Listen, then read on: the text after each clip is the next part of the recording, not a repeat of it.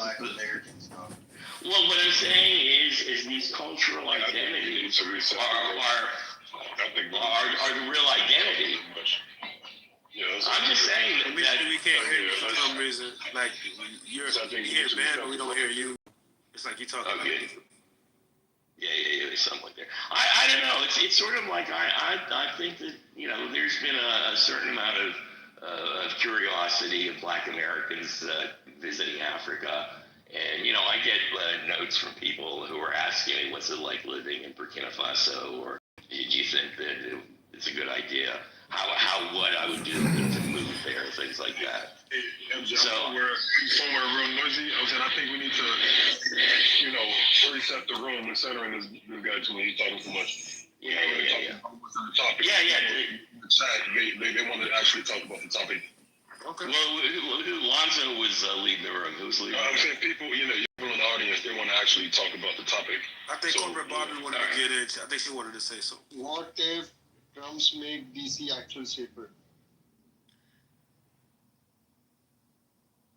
What was that?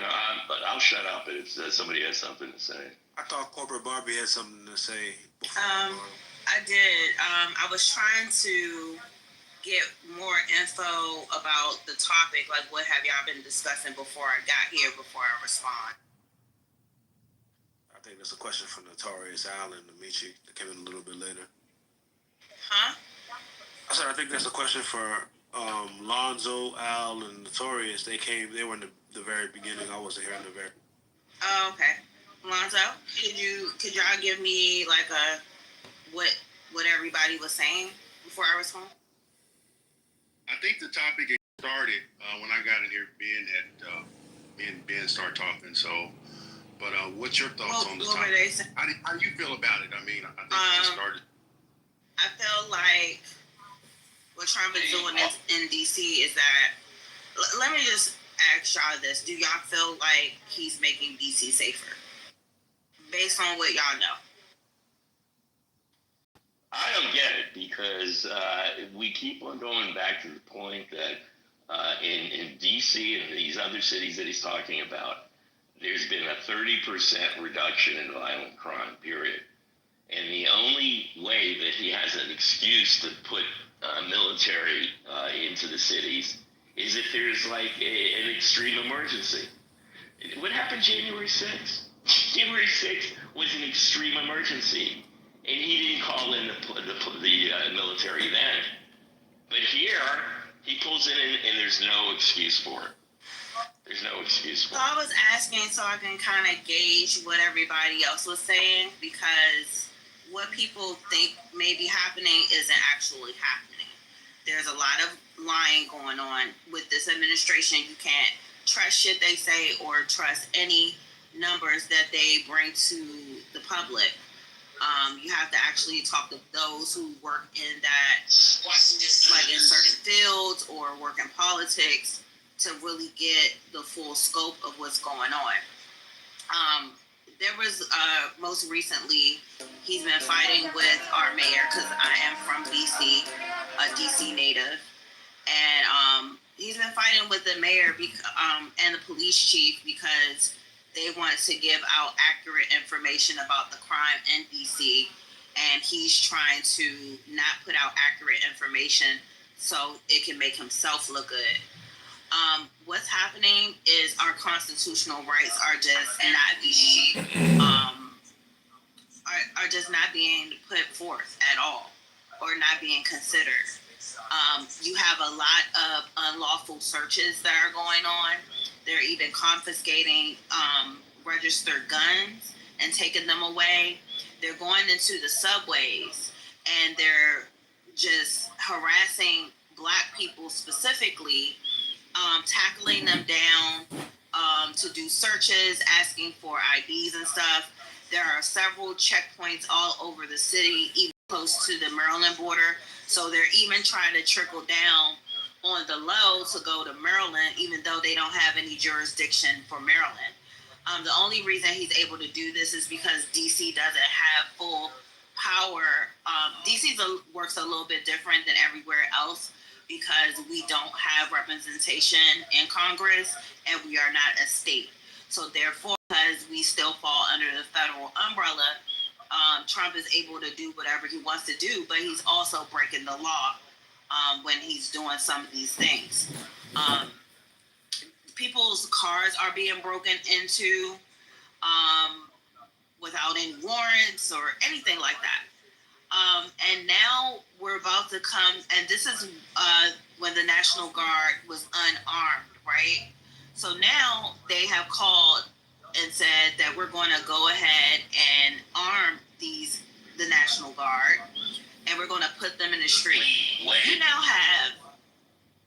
DC is already have a lot of federal law enforcement, but now you're starting to see the federal law enforcement in your neighborhood, which is quite scary because you would normally only see them if there's a police raid or downtown. Now you're seeing them in your neighborhood. They're asking you for ID.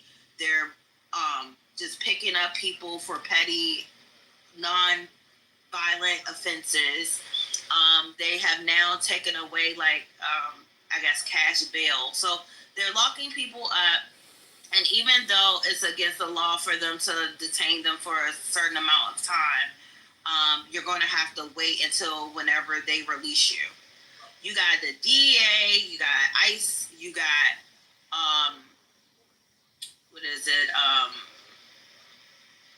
ATF, you got FBI, all in your neighborhood. So these aren't just police, you got the federal police. And now they're going to be carrying assault rifles. Janine Pirro, who's this whole administration doesn't know what they're doing. Most of them are political appointees, which means that they don't have any experience, any background that would even qualify them for the jobs. They're just loyalists, and they're doing whatever Trump says, if it's unlawful or not, because law is slow. You got to fight in the court. How long it's going to take to fight this stuff in the court, I can't give a time frame on that. But they're doing this because they can get away with it because the law is slow. I don't know how long they're going to allow this to happen, but if y'all think that DC needed the National Guard here for regular shit, and they only have been locking people up for traffic violations, and it hasn't really been any major offenses that they're locking people up for, I think people need to really pay attention to what's happening in DC, because he has put out a dog whistle for other states that he plans on targeting. He's targeting DC specifically because not only that, he has just your delivery drivers. We have a lot of immigrant delivery drivers. They're getting tackled on the little mopeds and getting unlawfully detained as well. We have a high-profile civil rights case going on right now with Kilmar Garcia that was picked up in Hyattsville and taken to Guantanamo Bay unlawfully, and he's still being detained right now. And they're planning on shipping him to Uganda, even though he had the right to be in the United States, right? So they're not giving a fuck about our Constitution, the law, or anything like that. They're doing whatever they want to do, and they're specifically targeting Black people and people of color, like the Mexicans or the Hispanics. So people need to pay attention to what's going on in DC, because it will trickle over to other areas. And I find it very strategic that he's targeting a lot of these states that have predominantly Black people in them, to say that they're very violent over to other areas. January 6th, when y'all tried to stage a coup, they didn't send the National Guard, but they felt the need to overthrow our police chief, who does an amazing job, by the way, and has DC crime down 30%, to do whatever they want to do. So y'all should probably pay attention to what's happening in DC, because they said Chicago is next. They're going to target California and other areas. Can I go? Yeah, go ahead. Thank you. I came in the room when corporate was talking, so I'm not sure what the rounded opinion is, but I don't know where the agenda is for the room and the title, so I'll just sort of go off of some of her points. So there's a thing that people say, you're not from DC, so you don't know how violent DC is, right? Or someone goes, have you lived in DC? Do you live in DC? Okay, you don't, so you don't know that there was no crime except for what I heard her say, regular shit, right? Like sort of she's alluding to that the crimes that happen in DC on a regular basis are petty in nature. And I've seen with my own eyes when I lived in DC. I've gone out. I've seen kids clean out rows of cars with the police right there, with the DC, and I'm talking about the Metro Police right there, and they're telling me, shrugging their hands, there's nothing they can do about it. I've seen police being unable to stop violence, being unable to break up fights that have turned into, well, just hear me out. Fights that have turned into gang violence, that have turned into shootings, that have led to death. I've seen it. I've seen it on U Street. I've seen it on 14th. I've seen it with my own eyes. I've seen what people say now are these unwarranted searches. I mean, come on, we're talking about decades of what they've just changed names. There were pop out boys, there were jump out, there were all sorts of names for police who've had unsolicited access into neighborhoods in Southeast DC and were able to target young men that they feel were part of a gang unit and were able to search their cars. Whether you say it's legal or illegal, it's been going on for decades. It didn't take the National Guard to start doing this. So my thing is this, right? Because I don't want to get too passionate about this and go on and on forever. There's a thing that I believe is going on, and I got this off of a lot of videos I've seen about pickpocketing in Europe, which is becoming a big thing now. It's the word desensitization. It's when people are so used to seeing a common pattern of crime that their exposure to it makes them feel like it's normal. So when they see something else that's different, they'll prioritize that while sort of reducing the impact of what they've seen. There's a lot of crime in DC, and you can't call it regular shit. If you've owned property, if you're a decent resident of Washington DC, you do not want what's been going on in DC over the last 5 years to keep happening. And anybody who is trying to minimize the impact that crime has had in DC is just someone that's desensitized. That's all I'm going to say. I'm for safety. I hate crime anywhere and everywhere. And I'm not going to use politics to minimize what has been going on in DC. I'll never do that. And I never voted for Trump. That's all I gotta say. Can I ask? May I respond? Hold on. I just want real quick, Corporate Barbie. I just want to ask him a question real quick.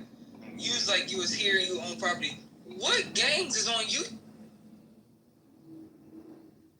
Exactly. Ken, those are all. Hold on. What's the gangs on? Okay, so see, it's tough to answer that question with all the people here because we need to be honest with ourselves.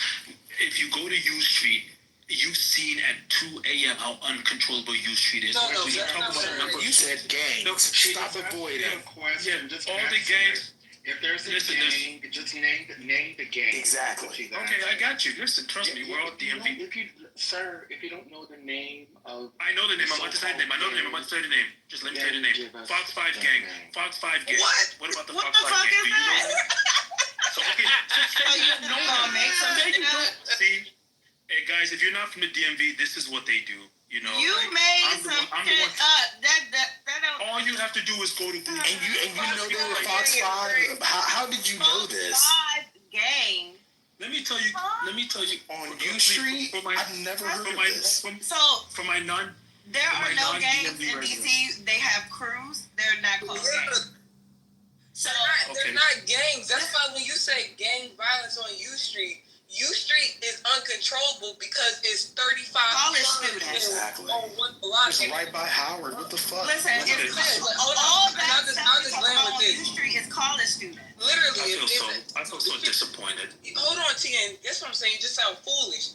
U Street is where bars and clubs are. So of course it will be quote unquote uncontrollable at 2 a.m. because all the bars just close and everybody's drunk leaving the bar. But it was strange that you said gang violence on U Street when we all know in DC there's no gangs. We don't have Bloods or Crips or gangs. We have crews based off where you live. So quote unquote gang violence would happen where niggas live, like on the south side, between like 18th and 21st or something. It's not, the U Street. So that's where people hang out. So right now they have an increased police presence where black people go to have fun, college kids, on U Street and on 14th. And what's that doing? It's destroying DC's economy because everybody's afraid to go outside. Everybody who organizes events in DC has been canceling all the events because everybody's afraid to go outside. That's why I'm So with all trash. of the businesses, the real repercussions of this, The businesses businesses are hurt. Last week was Hey, restaurant that shit week. was trash. All of the restaurants said they had no reservations, which is so strange for restaurant week. All of the businesses are hurting the most. So if you're a property owner in DC, you should be upset at the fact that the businesses are struggling all over the city because everybody, black people, white people, Latinos, everyone is afraid to go outside and nobody's spending. When I found out that they were I was unlawfully waiting to detaining talk people, corporate Barbie. Respectfully, I did ask to speak. okay.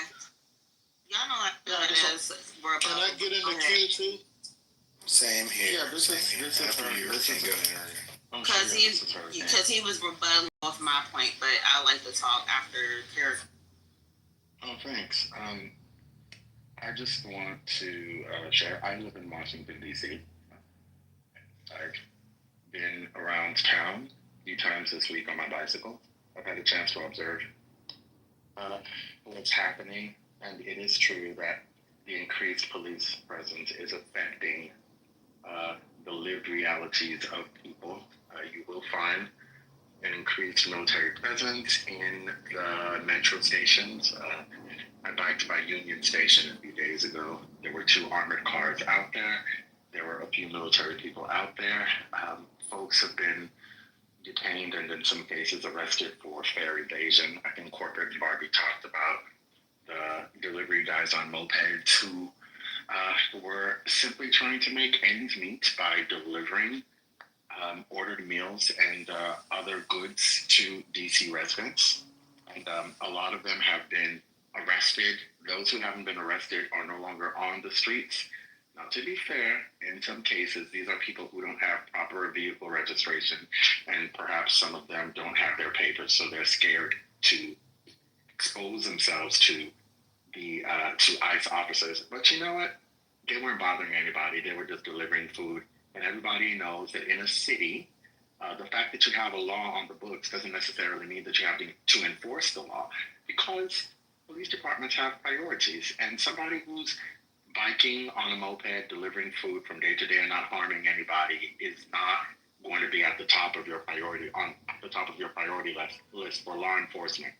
Now, the guy who spoke before me wants you people to think that Donald Trump has the legal authority to interfere with the way DC conducts its affairs or whatever he wants to, but that's not the case. We have a law called the Home Rule Act, and there's a section of that law that does allow the president, under narrow circumstances, to ask the Metropolitan Police Department to provide police services under very narrow circumstances. There has to be an emergency. It has to be a pretty big deal, and the president can't require the MPD services for too long.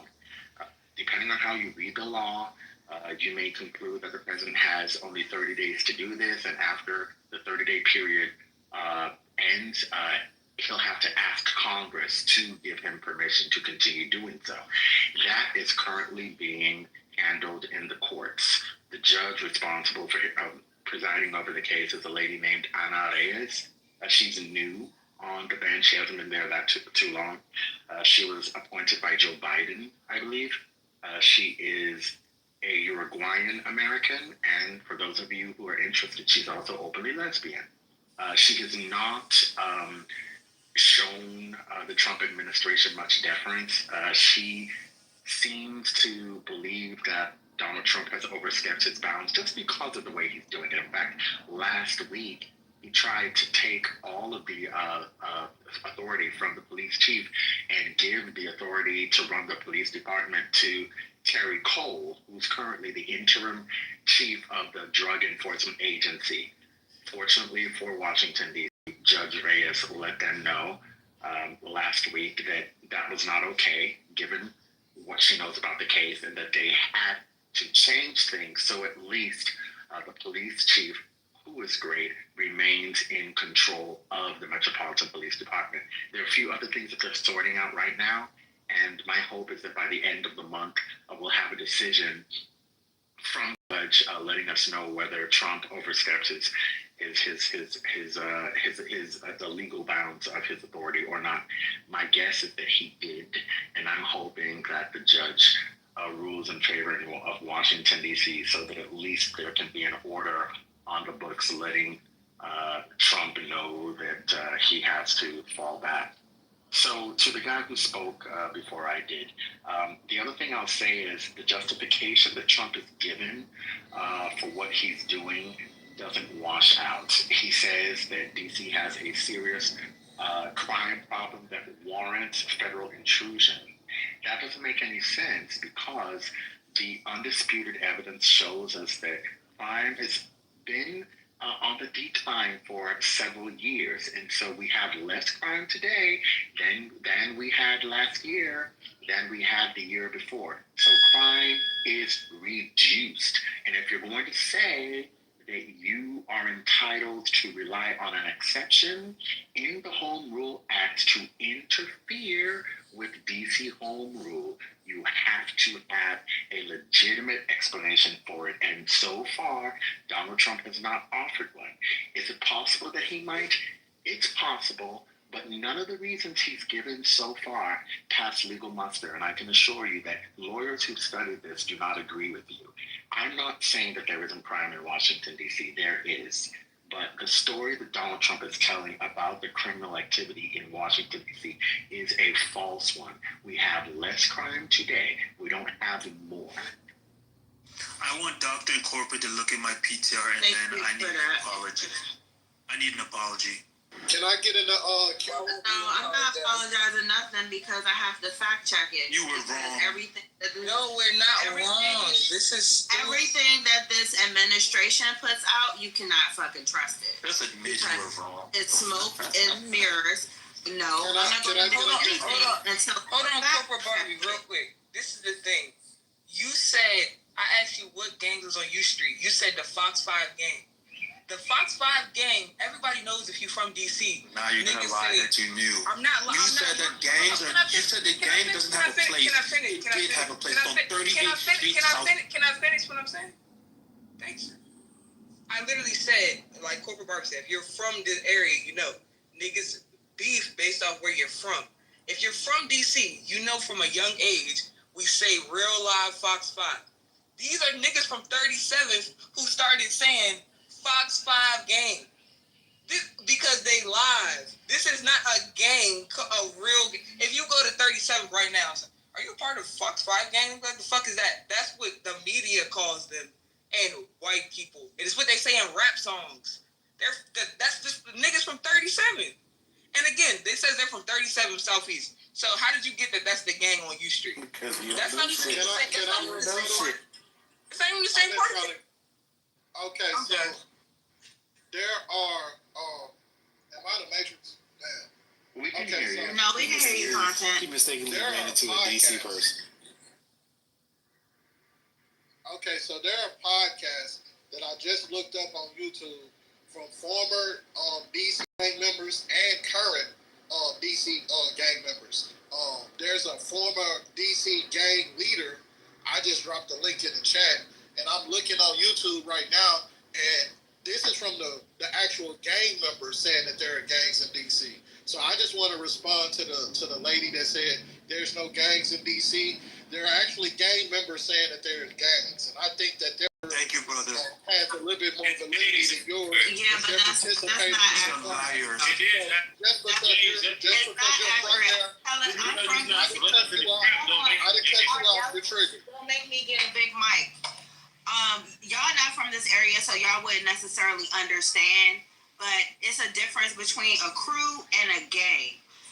A crew isn't like an organization. These gangs are like organizations. So there could be a semantics thing going on with the verbiage of a gang, but in actuality, it's not a gang. They're not a gang. You will not go to another. They're not considered a gang. They're right. It's Fox. They're right. It's organized crime. It's not organized. It's not organized crime. There's nothing organized about it. Don't gotta be a blood or a Hold on, this is what we trying to explain to y'all. It's not organized crime in the way that, like, they could never put a RICO charge against these niggas. Yeah. Yes, All they it can and they literally have. is, I'm trying We pull up the articles for that. Hold on, I'm trying to explain it to you. Literally, the street, it's not a lie thing. There's nothing to lie about. Okay, more articles Like, coming. okay, you got it. We both can't talk at the same time. Thank you. I just don't want you to lie to people. Okay, so you got it. Just stop Hey, lying. hold on. Let Doctor speak. Just relax for a second. Go ahead, Doctor. Thank you. What I'm trying to explain is this. This is not gang violence, how y'all think about fucking LA or some shit. There's not gangs where the gangs run operations, is organized crime, like such and such has a leader and we looking for the leader. All this is niggas from different streets in DC don't fuck with niggas from the other street. All of the streets, most of the streets, have numbers as names, which is why in your PTR it says people from 37. People from 37th don't like people from 38. That's why you'll hear a lot of DC rap. They'll say 38, 14th, whatever the fuck they from. 25th. You do realize that's how they started. I'm almost done. Yo, relax, brother.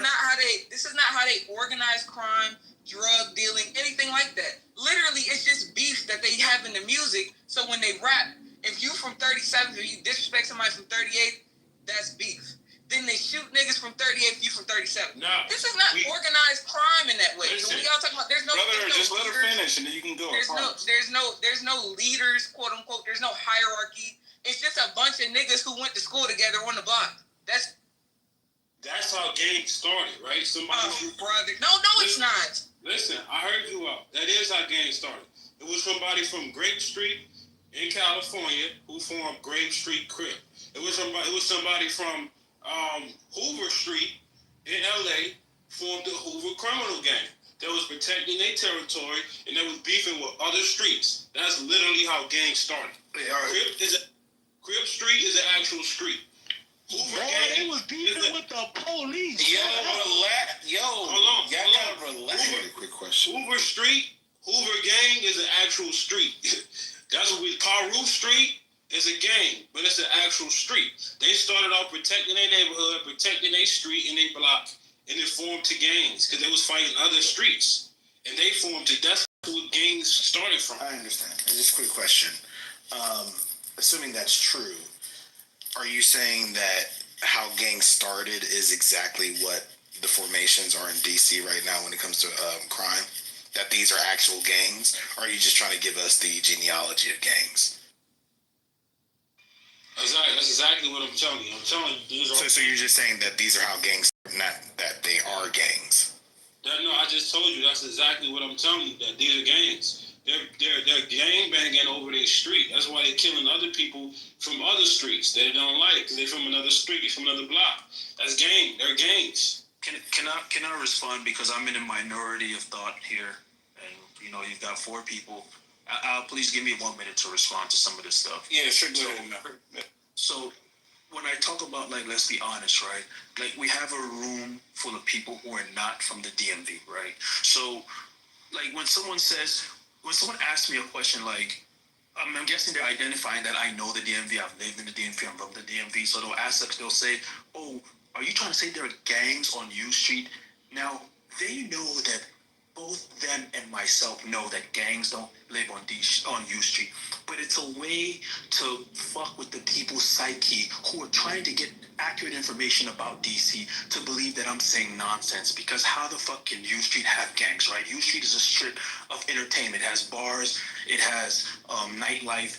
We know that, but see, she says something very dishonest to throw people off. So let me talk about the gangs. So she requires you to be accurate? That's dishonest?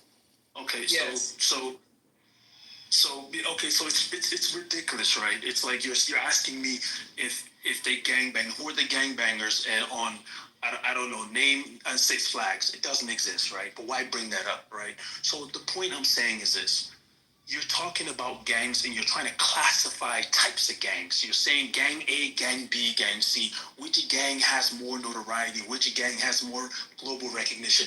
We know the Bloods and Crips do. The Bloods and Crips have more notoriety. They have global recognition because of their color-coded disparities and all that. So we know about the Bloods and Crips. But I'm telling you that on a small scale within DC, I've been in studios in Southeast DC in my past days, and I've heard and seen young men rep the Fox 5 gang. I know them. I have a kid named Lil Squirt right now doing 10 years. This is a kid that I put under my wing. He's an active gang member. I'm the one telling you guys this, so don't lie to people who are not from DC. We're not lying. Does this kid rep Fox 5? He reps Fox 5? Okay. This is misleading though, and this is the problem when y'all get on this app. And I understand that you are, you used to be a resident, but it's totally different. Like people that are from the area is trying to give you context, and for you, we have to be careful with our language because that fucking matters, and it also matters to our fucking safety. Like this isn't just a talking fucking point. We're actually living in this shit right now. So, like, let's be clear about the language. There is a clear difference between gangs and fucking crews. And I put in the fucking chat just in case anybody needs more context. A gang is an organized fucking is an organization, and they can do a bunch of different shit that could lead to a fucking RICO. A crew is not that. You know, for years, socioculturally, DC residents, especially people in the DMV, have tried their best to make people outside of DMV not see them as a city that has gangs. They hate that word. They hate that term. The police doesn't even recognize it as I'm going to clarify something. Let's clarify something. I'm from the DMV. I was born in the city, raised mostly in Northern Virginia, PG County. I work in DC. DC folks who are from DC, for example, like Dr. Library Card, understand, at least for me, when I was growing up, the DMV, while we understand it as a cohesive unit, it's really a term that emerged, at least in my mind, with gentrification. That's correct. Just because you're from the DMV doesn't mean you know anything about DC. Folks from McLean, Virginia, who don't even go to DC like that unless they want to have a little phone, don't know shit about what the politics are in DC like that, and the social relationships in DC. Folks who live in PG County, some of them don't know what the fuck is. If you live in Bowie, you don't know shit about probably what's going on in DC because you probably ain't out there like that because DC too damn far for you. So we have to stop making it seem as just because you grew up in the area. If you're from fucking Chantilly or Fairfax, you may not even know that much about DC. So just because you're from the area doesn't mean you know about what the fuck is going on in DC. I've grown up in DC in and out for a good part of my life. There are still things about DC I don't know about. But what I do know, just not to move away too much from the conversation, is that most residents, and the polls have been taken on this, hate the fucking increased police presence. We're seeing all kinds of ages. I mean, I was fucking out on Benning Road this past week, hanging out with some people. Like seeing fucking DEA agents just rolling up on people for no fucking reason. Baseless shit. No fucking probable cause, nothing. Just rolling up on them, showing their faces. Kicking motherfuckers out of the metro station. I was at, what's that joint? Stadium joint by RFK or whatever. I was out by that metro station. Motherfucking police officers just rolling up on people. DEA agents, others just rolling up on people for no fucking reason. Like, there's no justification for this, especially with after what Hurricane said. When you're seeing a decrease in crime, to make it seem, you're talking about being misleading, to make it seem as if residents actually want this shit is fucking bullshit, and it's to ignore the kind of work that residents have tried to do, especially DC natives, to combat crime. If this administration was serious about combating crime in the city, it would try to work with people who are on the ground who've been doing this shit for years, rather than trying to assert some fucking federal force as if motherfuckers want them there. Well, one thing we do know is nobody's going to really try to do anything stupid with that amount of force on the streets. However, I do agree that what they're doing is wrong, and it doesn't make sense because, like you just said, the crime has been decreasing. And for Trump to make a statement saying, hey, I want to go to Chicago next, when Chicago is at an all-time low since 2014, it literally does not make sense. But however, what we do know is ain't nobody gonna be doing nothing stupid while they out there. So I mean, go ahead. Yeah, actually, we don't know that because continue. Go ahead. Continue to go ahead and wipe up all the niggas that need to be wiped up. So I have a question for the stage. Do you guys know what home rule is and why Congress can overthrow it? I know what home rule is. I know that Congress passed. No, not the people from DC. I want the people on DC on mute. Let everybody else answer it. I'm proving a point. Yeah. Okay, let me be more specific. The people not from DC, mute up. I mean, the people that are from DC or DC, well, from DC, mute up. Everybody else on the stage, could y'all tell me what that is and why it could be overthrown? what you saying again? Do you happen to know what the Home Rule Act is and why Congress can overthrow it? This is important. No, I don't. I actually never heard of it. No one? Anyone? Yeah, I'm not from DC, but are you referencing to DC being a district and not a state, and that's why the federal government has power and authority? No, Yeah. she's not referencing that. A little She bit. said home rule. There is a law called the Home Rule Act. It was passed in 1973, and that law determines how much power DC has to govern itself.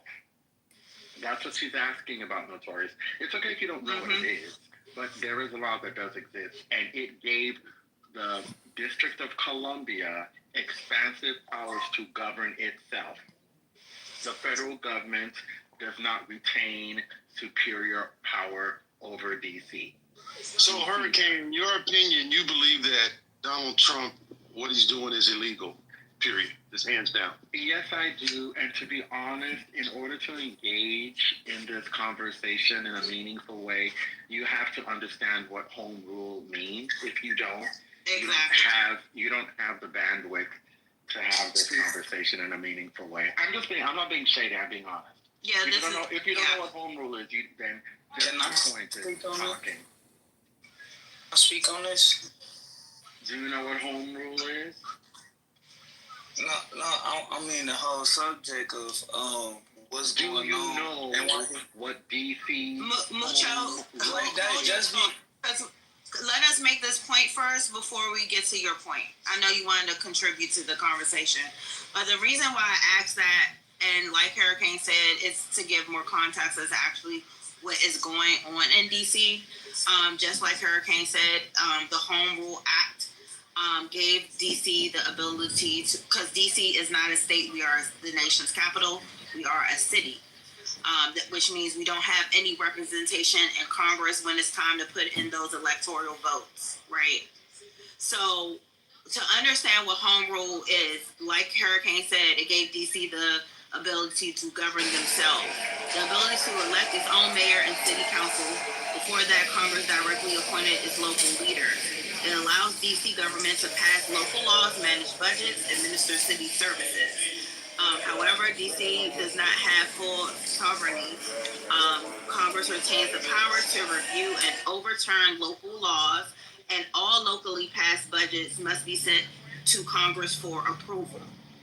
So, because the only way way that they can overthrow DC's ability to govern ourselves is to overthrow the Home Rule Act. And in order to do that, it has to be a state of emergency situation. DC crime was actually down 30% when Donald Trump decided to claim it as an emergency to militarize the DC area and bring the National Guard. So let me get into what happens when they overthrow it.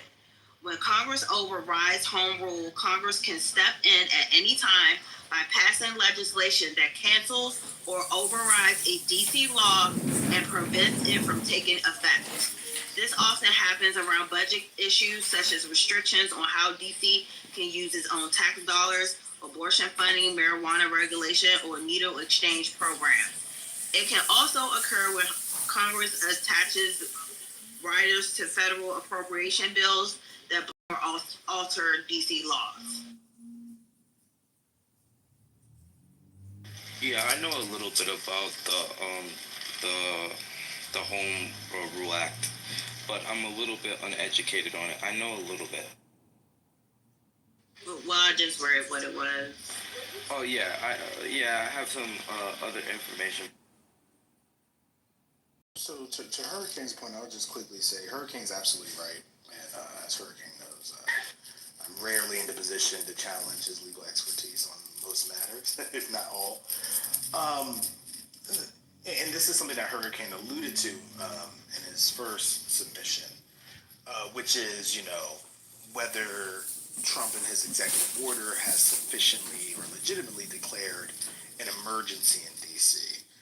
Of course, section, I think it's 740 of the Home Rule Act. Yeah, that's it. Yeah, which allows for this kind of, taking over, this usurping or supplanting of D.C. police or using of D.C. police for federal purposes. This hasn't, of course, been litigated in courts.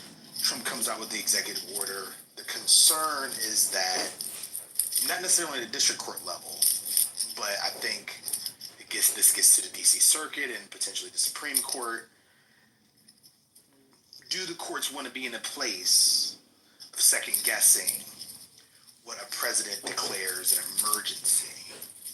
Of course, that takes vast presidential and executive discretion, but we put ourselves, I think the courts rather, put themselves in a very tough situation when ultimately you would either be required to lay out a test for what would be necessary to declare an emergency in DC, which I don't think courts would deem appropriate when it comes to the president asserting his authority, or at the very least you say, this doesn't rise to the level of legitimacy for purposes of this section of the act.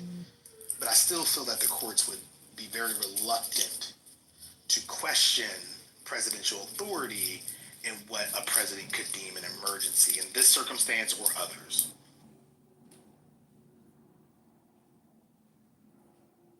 So why do you guys, I see that you guys are against this, so why do you guys think that Trump is doing this? What is his ultimate goal?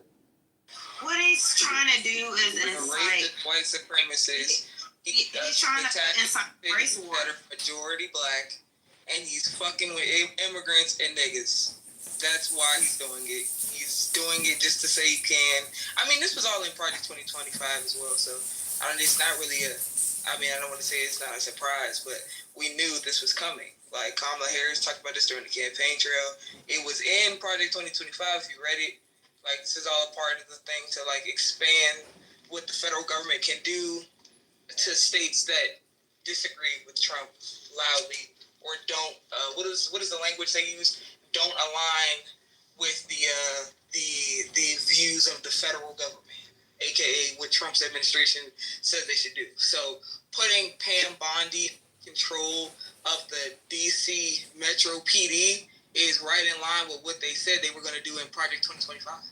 If they feel if they feel entities are not doing in whatever municipalities are not doing things in alignment with the the federal government. They're just gonna put somebody from Trump, one of Trump's appointees, in charge of the shit and do what they want to do. Yeah, I'd like like to hold on. Let me. Oh, build sorry. on- let me build on that.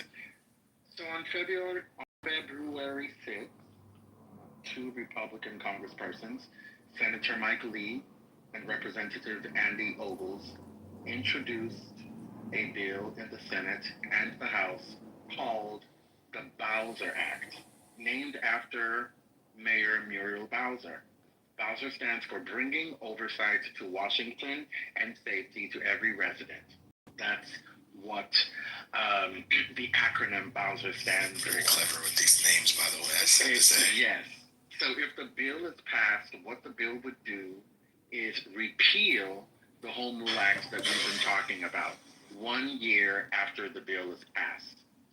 The Republicans want to federalize Washington, D.C. completely.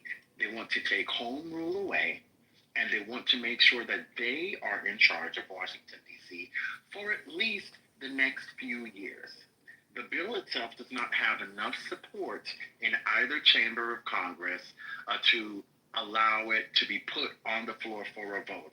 But what this tells us is that there are federal legislators who do want to wrest home rule from Washington, D.C. Donald Trump is using his power as a chief executive to further this agenda. So what we are likely to see is a three-pronged approach to kill D.C. home rule. One prong is this proposed bill in Congress. The second prong is Donald Trump's executive order trying to take over the Metropolitan Police Department. And then the third prong would be getting the case to be heard by a judge who is sympathetic to Trump's agenda and the GOP's agenda.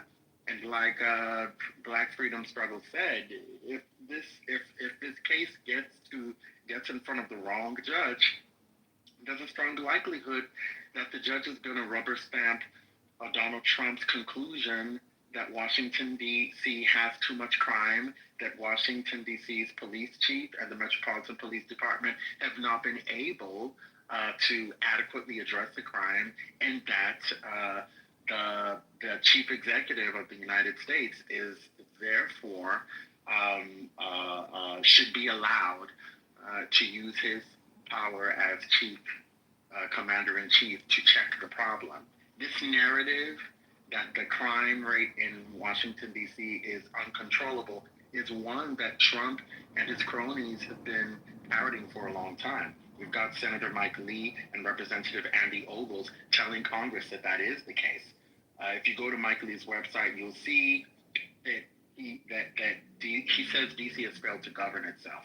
He says that there's a long history of official corruption, including recent federal bribery charges against Councilman Trayon White. He says that there are repeated armed carjackings and violence by teenage gangs. He says that there are assaults and robberies on congressional staffers and members of Congress. He says that Mayor Bowser's crime policies are soft on crime, which he believes encourages criminals to victimize innocent Americans. He is accusing Washington, D.C. officials of allowing non-citizens to vote in elections that they should not be allowed to vote in. And he also says that there are backwards regulations leading to a high cost of living. I don't know what those backwards regulations are. So we just have to be very careful. We should not be deceived by the narrative that Donald Trump and his cronies are repeating out there. No one is saying that crime does not occur in Washington, D.C. Crime does. Crime occurs everywhere. What we're saying is that a long time ago, Congress, after deliberating for a while, passed the Home Rule Act, giving Washington, D.C. certain powers to govern itself and allowing the president to ask the mayor of Washington, D.C. to provide MPD services to the federal government, but only under a narrow set of circumstances. The law itself says, to an extent, what those narrow circumstances are.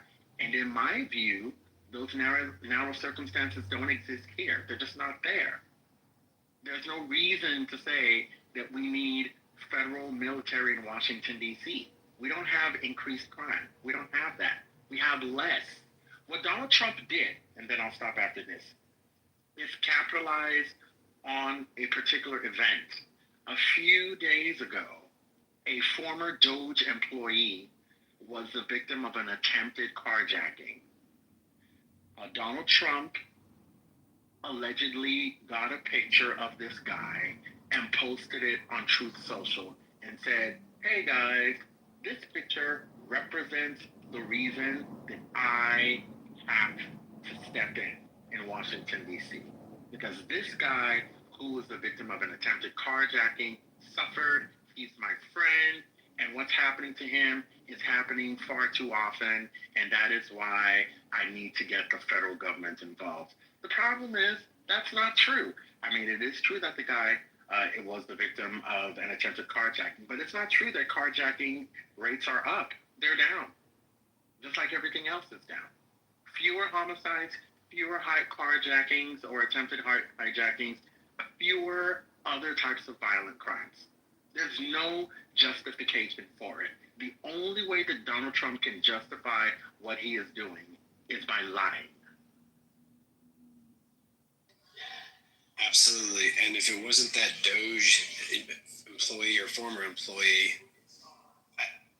none of this probably would be happening, right? I mean, Notorious, to answer your question, why is he doing this? Well, he's just, the cursory, answer to that, he's essentially recycling Nixon's, war on crime, which was code for war on black people. Look at the cities he's going after. Not only are they Democratic, but they're black women. LA, right? Until Newsom pushed back. It's absolute optics. It's a Band-Aid. And for those that think this is a great idea, I'd love to hear your answer as to what happens, and it's going to happen, when the National Guard leaves. Like, if this is the magic wand to solve all crime in these cities, well, what's going to happen, gasp, when they leave? We're suddenly you think law enforcement feels empowered because they've been overstepped? Negative. It's a Band-Aid, it's optics, it's pure show of force.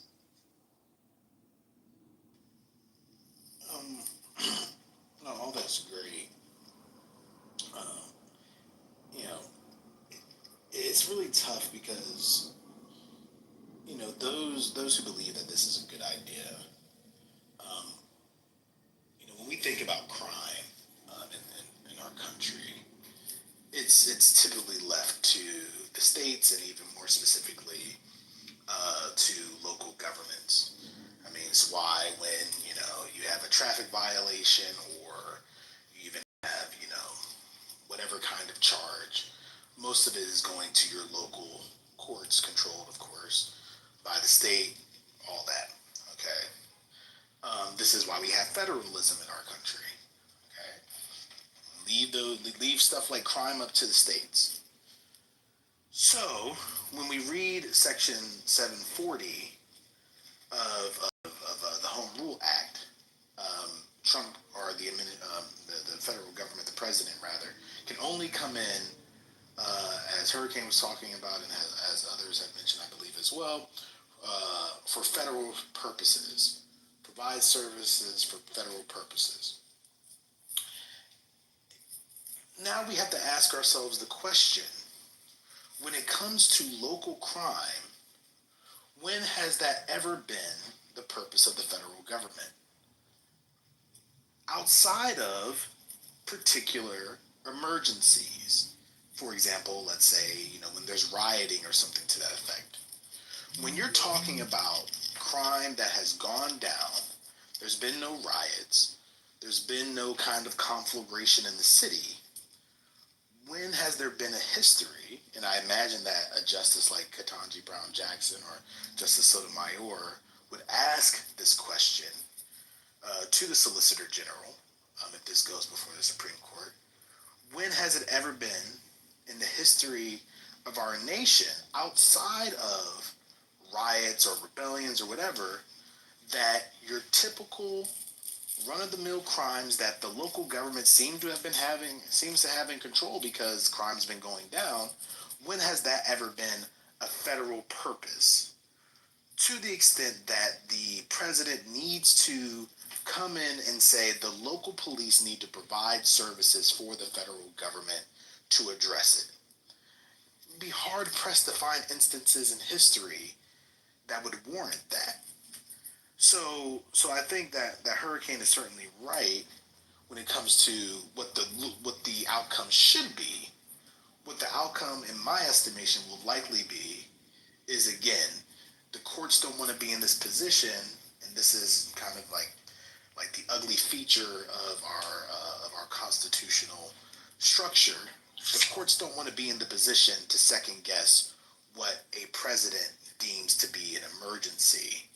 And so we'll probably get a few strong dissents, but I imagine that the courts will say, you know what, Trump was in his authority to come in and take over the Metropolitan Police Department for federal purposes.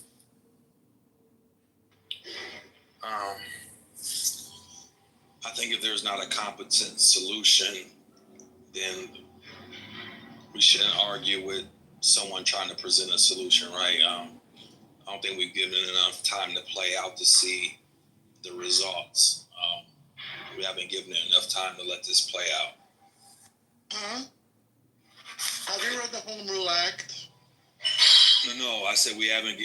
We're talking about failed solutions. All the solutions that failed. Like, Wait, what solutions have been proposed that have failed?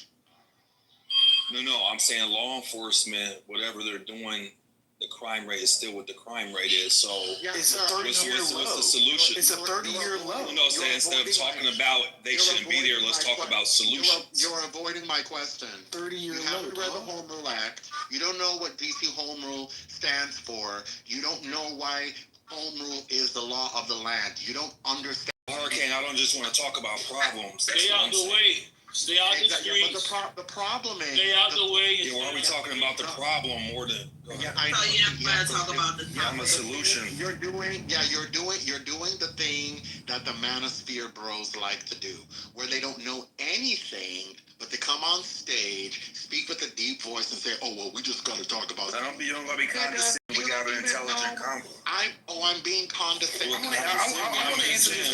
Hurricane, may I answer this? Condescending. Yeah, we don't.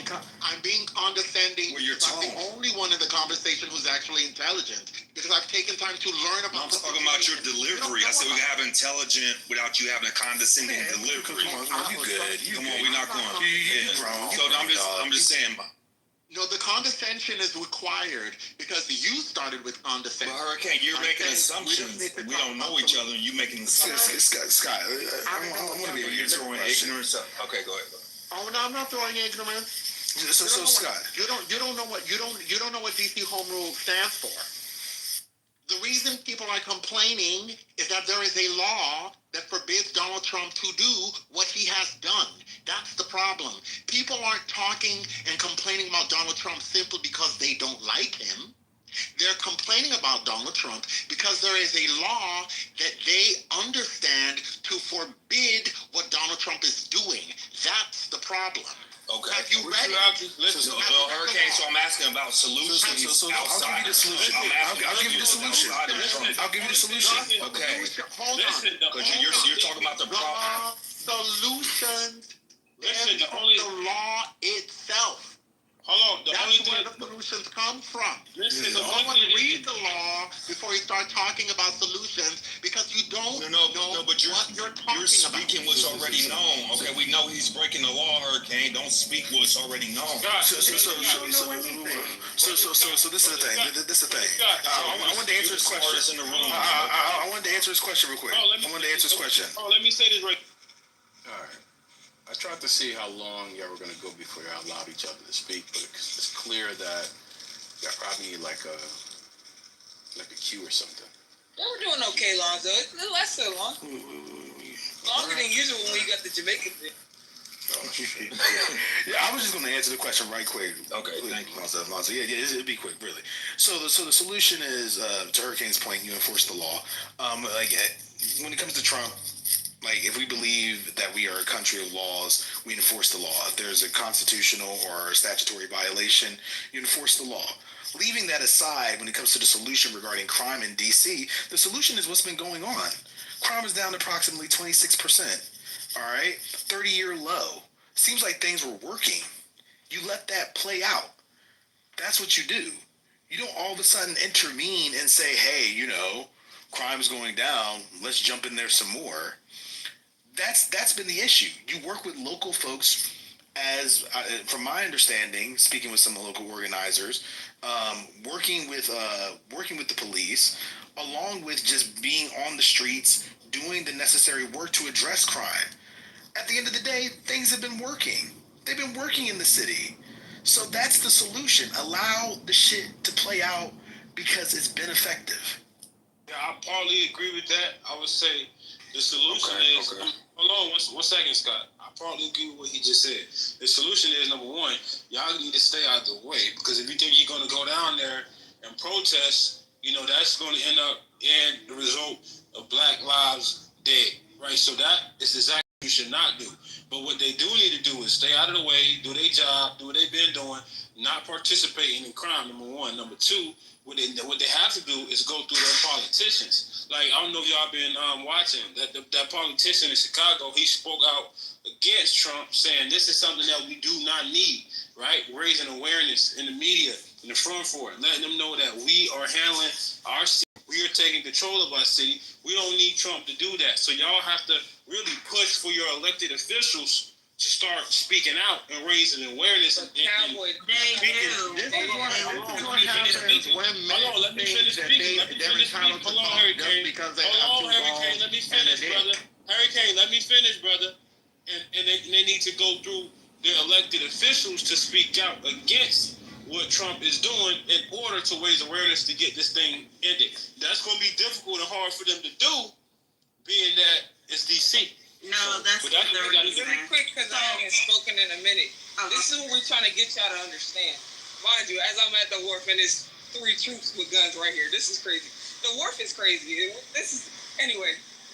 The DC doesn't have elected officials we don't have the protection of a state constitution or a state government infrastructure to protect us from the federal government. We have one elected official in Congress, and they can't vote for anything. So when y'all say, speak to your officials to speak out, there's one person on the federal level that represents DC.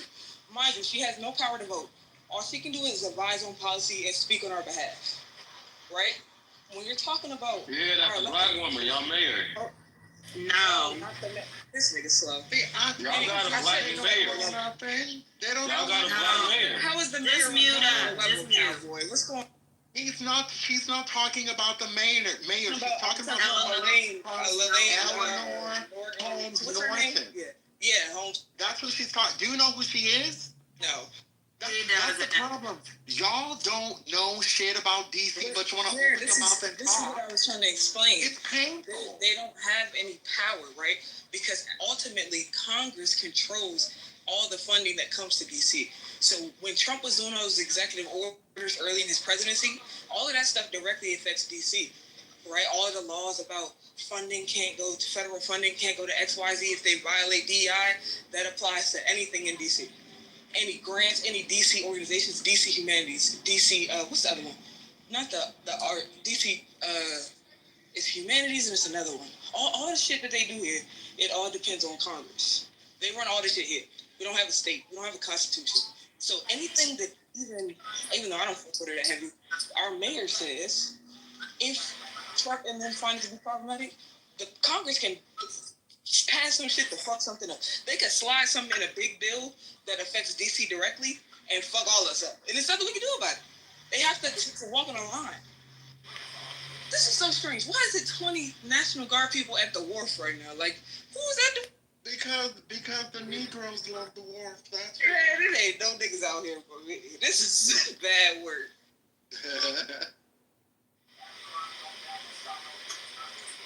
the niggas show up on Sunday.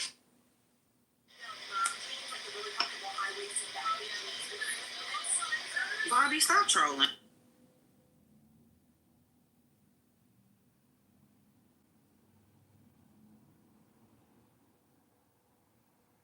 So crazy. I'm watching so many videos like on social media that obviously right-leaning folks are really enjoying this. You know, like they're taking a trip downtown with gold chains on and, you know, not worrying about it.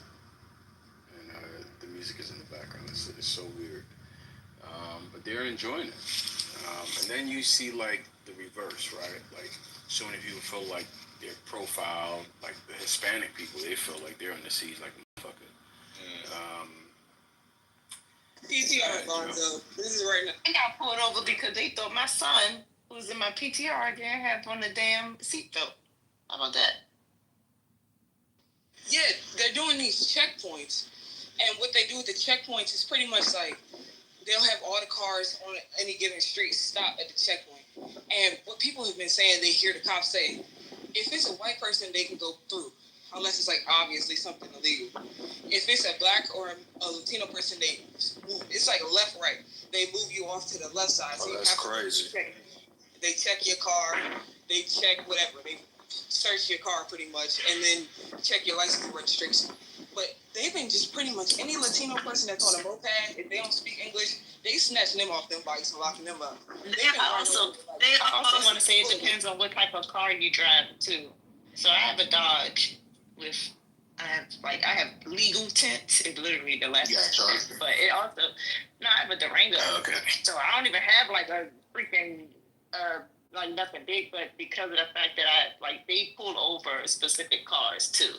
So I have seen like white people get pulled over if they have like specific cars, but they ain't pulling no damn Subarus over. I know some of the people They almost here. So they made that a primary offense. They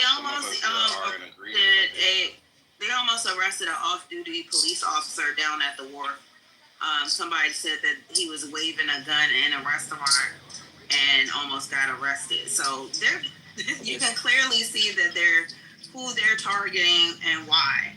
My only issue is that I'm in the city, and when you have people that don't know that DC literally on my license plate it says taxation without representation, and you don't know that we are federally ran, so anything could really affect us. I just want people to just stay quiet and just not talk about it, because you don't know how the city is. The mayor, we all got problems with the mayor, but crime was going down 30%. And when you have shit like this that's going on, it's going to make crime go down for a little bit. But I bet once they leave, I bet it pick back up, because that's not how you fix it. Yeah, some people have noticed that crime going down, but hold on. So this is Stephen Miller. He was speaking about DC the other day, and I don't see this. So, hold on. Hardened criminals, gangbangers, and illegal alien killers and terrorists in DC. There is a murder on the streets of this town every other day. Body after body after body after body. That was Washington, D.C. Residents were afraid to go to restaurants. They were afraid to go into entire neighborhoods. They were getting carjacked right and left, robbed and beaten. That was Washington, D.C. He goes more in detail on that. That shit was so funny. It just kept on getting louder. DC's literally. Meanwhile, white people walking their dogs down in DC's literally the brunch capital of the country. Thank you. Who's scared to go to restaurants? Before the federal government came in, DC was popping like DC always be popping. Come on now. People were still going out to brunch, having a good ass time in DC. I came in the streets are safer, so people should feel more comfortable. I don't agree with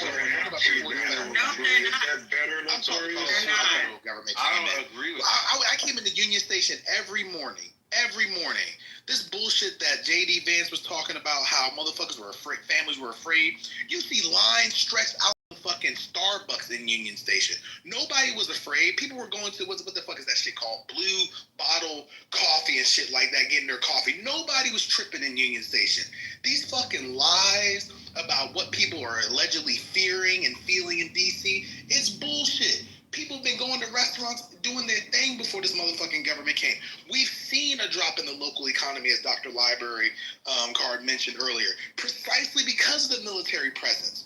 For a president to give a fuck who says he's a businessman and cares about businesses and shit like that, to see a drop in the local economy, especially during restaurant week, which is normally going off and like shit's fun as fuck, is remarkable. But we knew this would be the outcome exactly because of this fucking unnecessary, unconstitutional military presence in the city. I do agree with you there. I was literally just in DC about a month ago, and I had a great time. So I do agree with you there. So I think Black Freedom, from what your perspective is, and I get it. I'm out here as well. I'm in Virginia. We come down to DC. I mean, I work in Crystal City. Come to DC all the time. In just the last, maybe I say the last 5 months, and it's definitely been happening a lot longer. I think it's picked up within the last 2 years, but just in the last 5 months, yeah, there has been an increase in carjackings. Like, jokers, you come out at night, y'all go into a lounge or a club, and you come out, and there's about 30 cars in a row who all got broken into. And within the last 5 months, there's been 5 people who I know who have had a sibling or a family member who happened to come out while the carjacking was happening, and they got shot. Like 5 different people. One of them passed away. And that's been there has been a huge increase in the way that carjackings have been happening. And it's actually started to spread outside of just DC. It's actually moved into the Northern Virginia area over near Arlington and Alexandria into the apartment settings.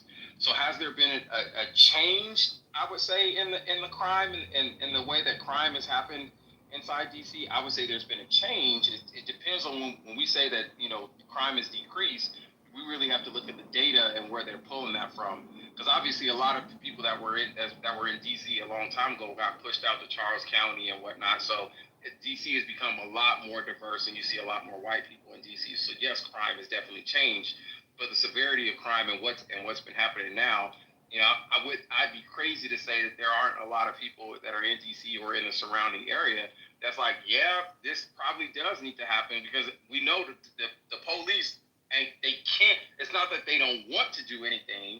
They can't do anything based off the regulations that are pressed upon them in DC, and that's the same thing for Maryland.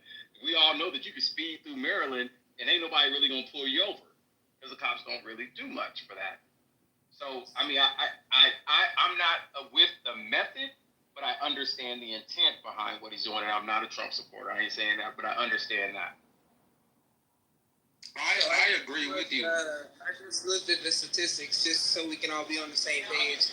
It says robberies and car break-ins were down by more than 40%, but thefts were flat. A 6% increase in burglary and a 14% increase in assault with a dangerous. Yo, like I feel like we just like anti-Trump. Like I feel like if this was a Democrat doing this, it wouldn't be an issue. But it would be. Yeah, you didn't hear a lot of. You must not know the city. It would be an issue because crime is going down. See, it would be different if this was 2013, 2015, and he wanted to go to Chicago. It would be different. But the crime is going down. So it's not lawful. It's not lawful. And so wild how people get over rights. Right. I feel like people are treating this like we treat mass shootings. We're unwilling to accept that the country has made decisions about arms and prioritizing the Second Amendment to the degree that nobody is safe. But instead of focusing on that root cause, we want our kids to have mass shooter drills, and like people are going on about their daily lives. They don't give a shit about the fact that their kids are afraid, or that more and more children's schools or daycares are being shot up, and no one's willing to even discuss gun reform. right? And so this is the same thing. Now, like we don't want to talk about gun reform, don't want to talk about guns. But yeah, go ahead and do the dictator thing. We're good with it. You know what I mean? As a matter of fact, why don't you do like dude in El Salvador, the president in El Salvador, and just lock everybody up in a mass prison so that I can quote unquote feel safe. It's wild. We should know better, I would say, because I'm sure people know that there's checks and balances, and you don't just do shit for no reason. Like, we've been through so much as a country, like so many emergency situations. To look at this like this is like normal or should be normalized is wild. I don't really see a problem with it, to be honest with you. Of course you don't. I know you don't. Yeah, I mean, y'all act like this. Let's go through it. Let's go through it. Do you subscribe to the Constitution? Do you believe that the Constitution, you may disagree with it in some parts, do you think that the Constitution is the law of the land? That's for you, Rashad. Just want to be clear. Yo, you gonna answer the question, you gonna get off stage, brother. You guys gonna participate in the conversation, but that trolling shit is dead. Hey, I agree. Yes, I agree with it. 100%. Okay. Perfect. Okay. And Rashad, jump in at any time too. I suspect that this conversation might have been too deep for you. I just saw I got booted. Do you believe in federalism? Yes. Yes. Okay. And just to make sure we're on the same page, how do you understand federalism? I understand it. I'm in the military, so I get it. Federal laws, state laws, whole nine. Okay, and specifically federal laws, state laws, and states are essentially left to their own affairs, correct? Yep. All right. Now, if states are left to their own affairs, that would include crime, right? Yes. Understanding that D.C., of course, is an exception because of the way the laws are set up. Right. Understanding that D.C. is in a different situation.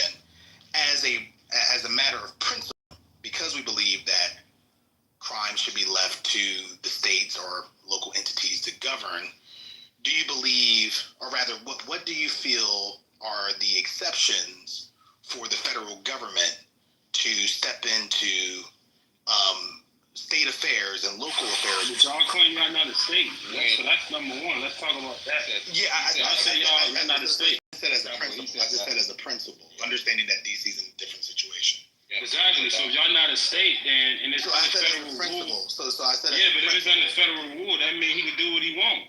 Yeah, he said that. We're tracking that. He's talking about the principle. He said that. Not exactly. Well, I mean, he's tracking that DC is in a different situation. So he's talking in general, even if we were talking about California. So I'll keep going with what you're going with, Black Freedom. The president can't just do anything. He needs to have a justification to rule a state of emergency. And it hasn't been anything as of right now to prove the justification for the National Guard. And that's the problem. DC doesn't have authority of their own because we are still under federal rule because we're not a state. This isn't a party issue at all. This is literally about our constitutional rights and the rule of law. Well, he gave a reason, though. Y'all just don't like it. But he gave a reason as to why he did what he did. So what the fuck are you?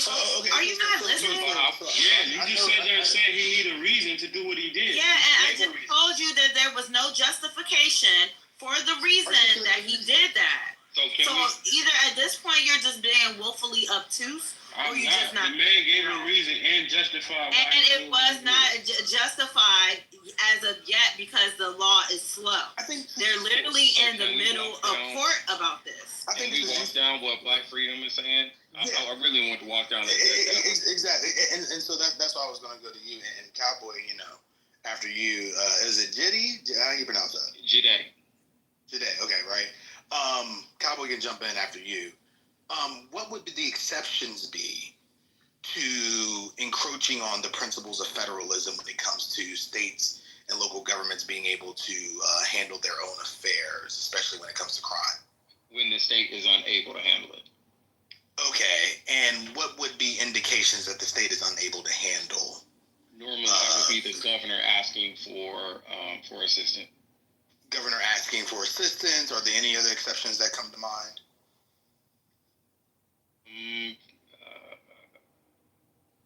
Not that I am aware of, but normally it would have to go through the governor. It would be in a request from the governor. Okay, so let's just stick with that exception. Outside of that exception, you believe that the federal government should not enter into the affairs of state and local entities as it pertains to crime, right? Should not, but there are some gray areas. Okay, could you describe some of those gray areas? So when you think about in terms of even the National Guard, the National Guard is managed by the governor, but is not owned by the governor. All military is owned by is technically owned by Trump, but the president. So they're. Am I what? You went out a little bit, so you talking about the National Guard. If you just start over. Yeah, so basically the National Guard is basically loaned out to the states and managed by the governor, but all military is owned by the President of the United States, regardless if it's Trump or anybody else. So they are on loan to the governor. So if there's a situation, then that's how the president has the overarching rule on what happens with military personnel. I hear that, and I hope you don't take what my remark is about to be as disrespectful. I don't know if that's exactly responsive to the gray area comment. What would be the gray area regarding when the president, let's say, would take over the local or state affairs of let's say the state as it pertains to crime? I mean, essentially, it's just when the president is, and I don't like to use the word feels, but when there's a indication that obviously the state is not able to handle that level of crime or what's going on, and so whatever the risk is. Yeah, and so ultimately, what I'm hearing is that the governor can ask for assistance, but then the president can look at a situation and just kind of be like, "It's time for me to step in." Is that what you're saying? Yeah, and normally it's not just the president. I mean, the last word obviously comes from the president, but normally that is normally I'm gonna say agreement for lack of better words, but it's normally both Congress and the president working together to make that decision. But obviously the president in certain situations can overstep, which there's been arguments in that case. But yeah. Okay, so last question really, because I know this is taking up a little bit of time. If this wasn't happening in Washington, D.C., and let's say this was happening in, I don't know, Arlington, Virginia, Arlington County, do you think, and Arlington had similar statistics, and Arlington having a state government, state constitution, all those different things, again, we're just sticking with the principle of the thing, do you think that what's happening in Arlington would rise to the level of that gray area where the president could just jump in and take over the local affairs of the county board and so on? Right, and this is where you kind of get into the gray area of that legality, right? So if we were saying Arlington, or let's use a real case scenario, right? Somewhere where we kind of think why wouldn't the government have stepped in, right? So let's instead of going to DC where the crime rate is the crime rate, but not to the extent of what we know Chicago is. So why wouldn't he have not used the same level of measure of tactics towards Chicago and chosen DC first? Now, do we recognize that there's some issues in Chicago, or any place where it's made the list of being the murder capital of the United States, right? Would that be the suggested way to go? I think that's when we're talking about two different styles of leadership, right? In the style of leadership, if you haven't been groomed in government and you're just a person that's like, listen, I see a problem, here's a solution. I get it that the local government has been, trying to manage a solution. Like we say, Chicago, the government, the local police, they've been managing this situation for a number of years now, and we're still seeing the issue at the rate that it is. A person that hasn't been groomed in politics is gonna be like, listen, I got an answer. Here's how we're gonna smash that, right? And I think that's the approach that Trump is taking. Whether we agree with it or not, by the way. When we look at, so obviously we know that data is one thing, the severity of a situation is another, right? So I know I'm a big data person, but we understand that we can't always rely on data to describe exactly what's going on, right? Okay. We all recognize that when we're talking that there are more mass shootings in the United States than anywhere in the world. And so while we're talking about Chicago and crime and where people are getting shot, let's recall that the same week Trump pulled this shit, the CDC was shot up. I believe there were casualties. A Target in Austin was shot up. I believe there were casualties. We know that people get shot up at church, synagogues, preschools, college campuses, high schools. Why are we doing this specialness when it comes to Black people? Don't you get it? They're not going to do what really needs to be done to protect all of us or to reduce gun violence in the nation. They have not chosen you. They have chosen the gun lobby. They have chosen guns. And we just have to deal with it. This is a consequence of our freedom. This is what they say when they blow their toddlers away. This is what they said when they blew their own babies, precious white babies, as Cornel West would say. Blew them precious white babies away, and they told you this is a consequence of guns, of freedom. We'll have to put guns in the hands of the teachers. We'll have to put military in front of the schools or what have you. This is what we've chose as a nation. So what are we doing? So what are we talking about? So I don't disagree with you. I recognize that there are situations across the United States, right? I think all I'm offering is that, if you're coming in as the leader of this entire country, and again, let me step back to say I am not a Trump supporter, but I always offer a level of understanding. If you're coming in as a leader of an organization, which the United States is an organization, you are responsible for what happens or what also fails to happen. Not really. And so there's jurisdiction, there's laws. Again, like goddamn, you think Trump is the first? Y'all act like this is the first president we've ever had, and the most creative president we've ever had. He's not creative. He's not effective. Everything he does almost fucking destroys. I mean, he's fucking tanking the economy. Like, what is it about this man that makes his brash and rash bullshit that always backfires, and you ain't never seen it ever in your goddamn life, ever read it in no history books, but you're just like, we know what the Constitution and the Bill of Rights says. We know that he's calling out blue states and black mayors in particular, even though there are higher crime rates in red states. We know all of that. That's data, right? But we can't come to a conclusion other than maybe he has our best interests at heart. And Biden did. Biden had our best interests at heart. Can I ask you a question? Well, I have two questions. How does the military help with homelessness? Because y'all keep talking about. I don't think it's I'm literally talking about. I don't think it's the best. Hey, yo, she asked me to let her finish. This is so crazy. How does the military help with homelessness? Because y'all kept talking about tent cities. So tell me how bringing the National Guard is a solution to homelessness in D.C. And then I'll ask myself. Well, I can agree with you on that. I don't think that's going to help anything. But in reality, what's actually going to help homelessness? Because you got a huge population of homeless people.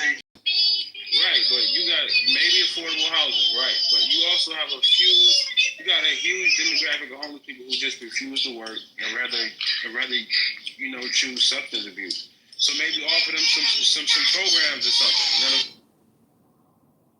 So I don't think, in essence, the military necessarily helps out the homelessness problem. But I think his strategy is more so more personnel and hands to be able to remove them. Now, I'm not in support of that, obviously, but I'm thinking more so his strategy. He just needed personnel to be able to move them to wherever he's moving them, which is obviously not good. But so you never answered the original question, and my thing is this is so frustrating, right? Because I just become willfully obtuse about certain situations. And for you to be in close proximity, I think you would at least pay a little more close attention to what's actually happening. People that are gun owners, how do y'all feel about him just unlawfully doing car searches and taking these registered guns? Well, they're not taking my guns. That was a huge. They will take whatever the fuck they want. They're not taking my guns. They will take whatever the fuck they want. I'm in the South. That's the reality. I'm in the South. They're not taking that gun. We're talking about whatever the fuck they want. This is the reality of the situation. Is what we're trying to tell you, and it's starting here in DC. You may say, "Oh, they're not going to do this." Yes, the fuck they will. You said they're taking the guns by what means? Right. Under what law? They don't have no means. They just taking them up. I'm in the South. They're not taking our guns. They will. No, they're not. I'm in the South. They will. They don't give a fuck about the Does it matter if they take away other people's rights, like constitutional rights in the country? How do you think that psychologically, if they would take away, especially for black men, if they would take away anybody else's rights in this country, what in the fuck makes you think that they're going to respect your rights? They're already coming for your voting rights. Yeah, I mean, I'm a part of, but at the end of the day, though, I'm a part of the government. One second, because I want to say this, because at the end of the day, I am a government worker, right? I am in the National Guard, and I'm in law. You're in the military, yeah. Yeah, they're not taking my guns. But guess what? They almost arrested. What are you fighting for at this point? They almost arrested a police officer. They don't give a fuck.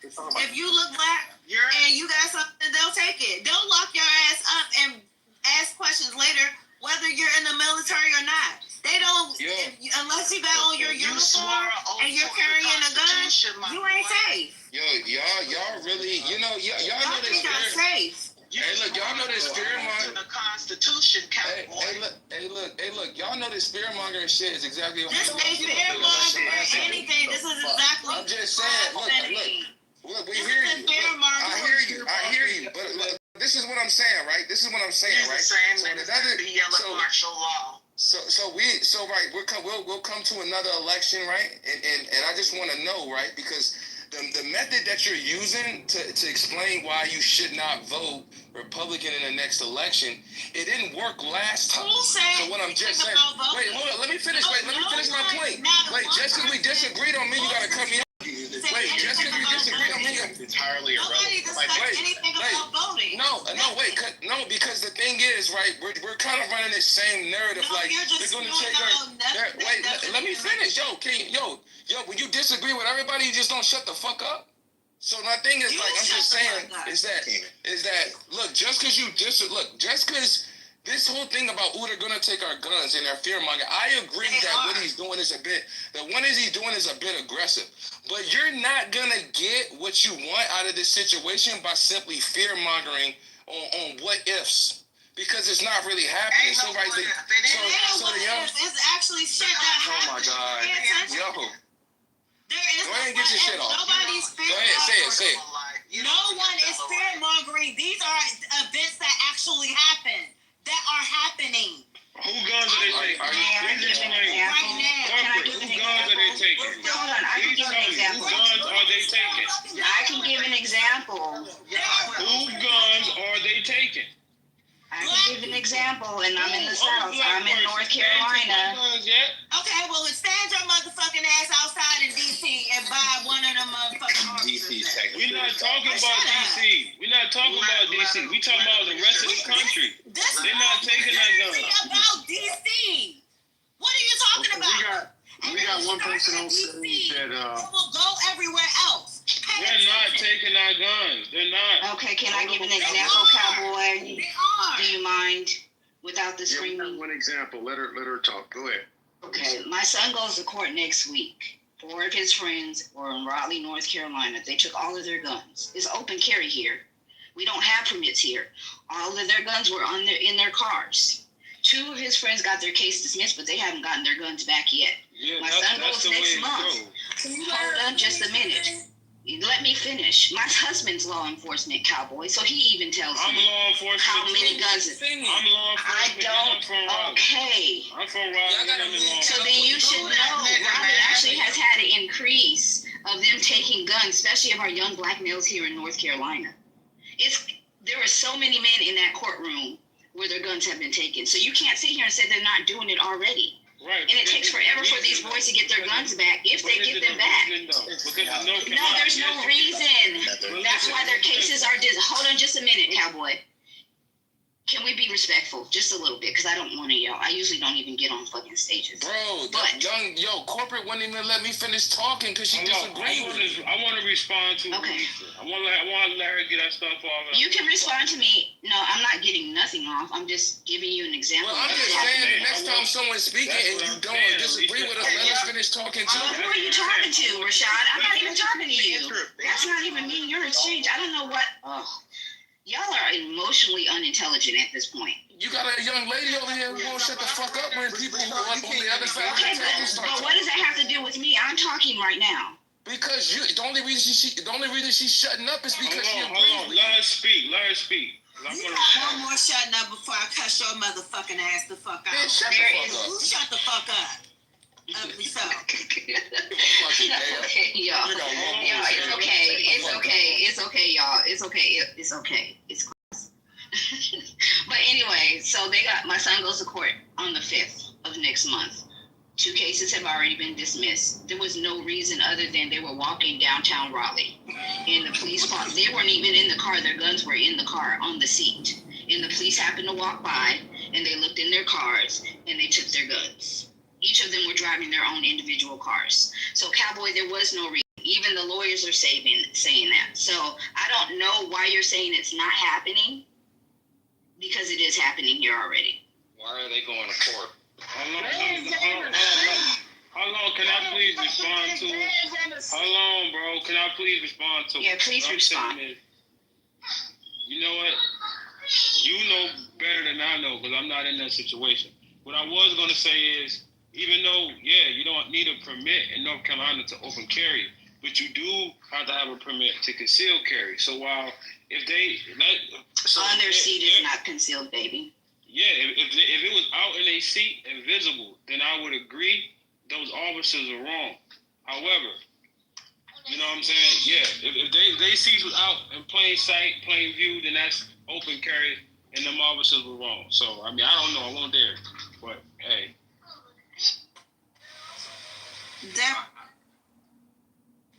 They're actually breaking into people's parked cars and doing unlawful searches.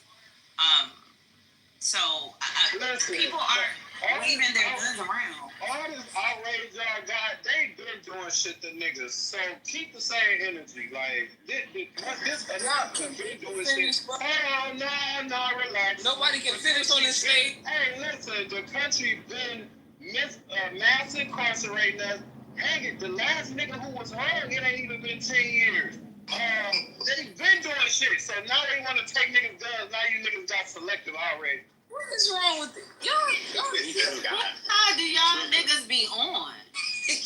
I was Like, I literally get off of the But Alicia, they not taking their guns. They gonna get their guns. They are gonna get their guns back though. I understand what you're saying, but the process to get them back is going to be a very long process. They already told us it could be up to 6 to 9 months for my son to get his gun back.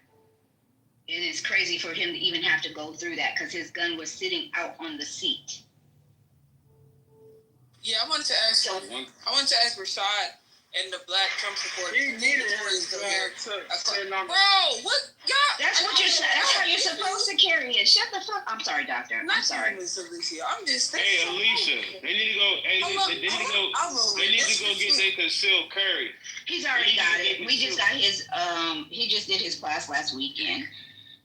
So he's just got to do the permitting process now, which, North Carolina is under, Mecklenburg County has a lawsuit for how long they're taking to do. No, that's over with. They did that. No, it's still going on. No, for the concealed weapon, it's still going on, sweetie. There's a. The lawsuit. I'll send you the link. But they're still having a problem with. Cowboy. If somebody's speaking, that doesn't mean that you should be speaking over that person, bro. Come on, man. Look, what I'm saying is this: I'm in Mecklenburg County. But she's not done. She's not done though. She's not done. Alicia. All right, are you done? No, I was just going to tell you we were already told by our instructor that they have been taking an unusually long time to do concealed carries now. Now, it used to be that they were just having a problem with just the regular permits, but since we don't need the permits anymore, now they're having an issue, especially, I hate to say this because I'm not one of those fearmongers, especially when they know it's one of us. So we're just going to wait it out. He still took his class and he's going to get his permit. Go ahead. Well, yeah, I hope y'all get that fixed, but I'm in Mecklenburg County. Wow, they court case may still be ongoing because, court cases is not like no quick thing. It may still be going. However, that was during, when they had that, when they was prolonging people's permit, more so like 2021, 2022, right? Ever since they hit the sheriff, that's been over with. Now people are getting their cars back in a timely manner when they apply, because it's not, what people don't know, when you apply to get your CCW, it's not always the sheriff that's holding it up, because the sheriff has to go send it to some hospital or whatever, right? And then they have to approve it, and then it comes back to them. So it ain't always the sheriff who's holding it up, because it takes multiple things to actually get that approved. So that's what people don't understand. And it was the hospital who was really in Met County. It was the hospital who was holding people's cars up. It wasn't the sheriff. Well, I'll just say this: from my husband's already law enforcement for years, since he's been in New York. I know how this works. I'm law enforcement too. I work with law enforcement. Let me just say that. So I know how it works, and I know how long it's supposed to take. Just because North Carolina wants to hold things off, I think they had a viable lawsuit, and I still think they're doing the same thing. But I understand what you're saying. They're not doing it no more. I'm in Met County. Okay. Christ on the cross. My God. Alicia, one of the things I just want to add, and I think you understand to some degree, and I've heard a few other people, Rashad, Cowboy, definitely get, so, I'm military, and then I work part-time law enforcement. And, military, one thing, people don't look at us too much in a bad light until we go overseas. But when I started doing part-time law enforcement, especially in our communities, as soon as, our people, as soon as Black people see the uniform, it goes really bad, the way that they react to just law enforcement in general. It don't matter if you Black, white, no matter. And I mean, and normally, and I'm saying even from the ones that I see, law enforcement isn't going to say anything unless you are breaking the law. And I'm talking about laws. There could be something as small as, parking in a fire lane where there's clear signs that say, do not park in the fire lane. Black people will do it. And so then when you say something, oh, you don't, the issues just go crazy. And then they talk, I know the law, I know my rights. You have no idea how many people don't understand that when they're breaking a law, and then throw the black card and all these other crazy things that don't make any sense, right? When we really talk about us being law-abiding citizens just no different than shooting somebody or just, you know, even when we talk about, we all break the law when we talk about when we speed or with the way that we drive. And then we get upset when someone enforces it, right? I think that even some of the things going on in DC and what's the name mentioned it, you know, if you're doing something or if you have something illegal, then yeah, someone's gonna say something, but you shouldn't have anything to worry about if you're not breaking a law. You want to go into DC? That's not going to DC. That's not what's happening, though. That's not the reality of the situation. Even if you're not doing anything, they're just picking on you and they're picking people up. Even if you do have a registered gun, they're still taking those. What we're trying to get y'all to understand is that they're not giving a fuck about our rights at all, and they're doing whatever they want to do. And because the law is slow, it's taking time to overthrow this stuff until whenever they feel like it. I guess. They don't even have reasonable suspicion. Like people aren't even suspected of crimes, and they're fucking being stopped and frisked and all kinds of stuff. Like, these are blatant constitutional violations. If we're talking about following the law, like, the burden is especially higher on government officials and individuals who have the law on their side, like law enforcement. All right, so if you're smart, you know this is a time where this is not the best time to be walking around with a weapon or putting it in your vehicle. It's probably not the best time. So what does that mean for a gun? Let me address this. Let me address this quickly. So we excuse the folks who have the highest burden, who have the ability to kill lawfully, and we say instead, well, you know shit's crazy, so you shouldn't be doing something illegal. The burden should be placed on the individuals who represent the state because they are supposed to uphold the Constitution and the protections that are afforded in the Bill of Rights. That's the point.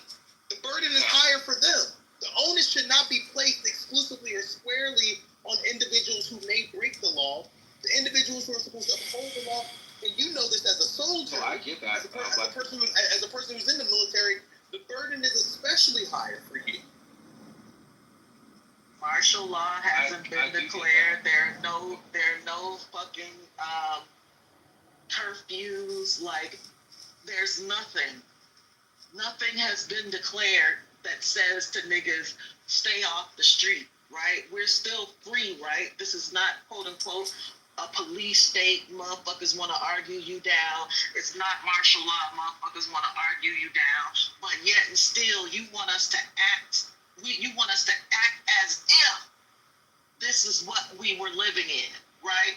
And I mean, for any of you law enforcement people, I know that when y'all pull people over or if y'all stop somebody, the first thing y'all do is read a motherfucker his rights. And you can be sanctioned or disciplined for not. You can throw a case for not. So why is it that you understand the requirement of rights in your job, but you don't understand like the 10th Amendment and the rights that states or cities or citizens have when it comes to being policed by a motherfucking military force? Like, how do y'all miss that?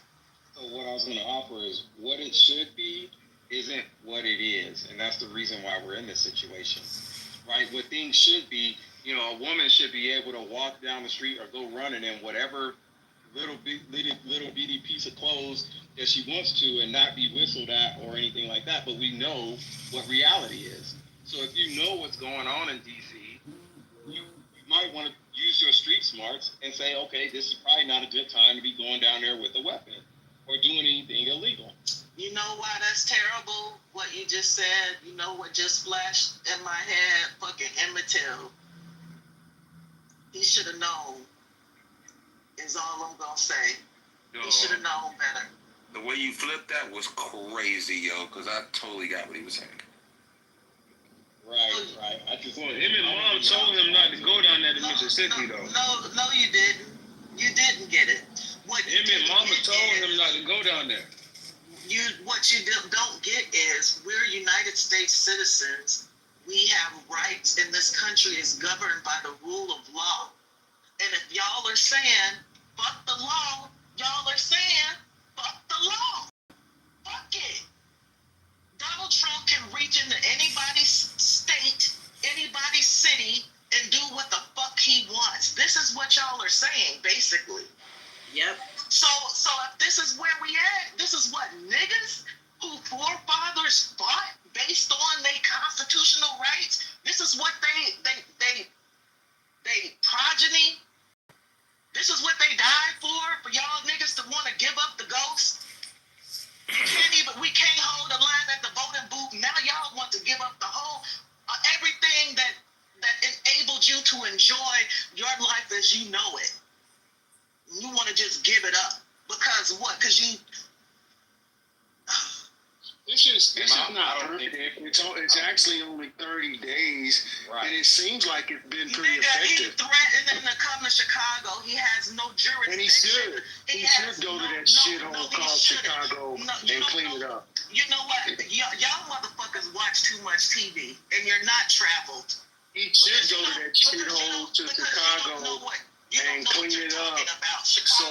Chicago is a clean city. It's a wonderful city. This city I want to see those black children be able to come out and go to the park and play safely. I want to see my elderly black people be able to walk out of their homes and walk on the sidewalk and get some exercise. Guess what? The country says no.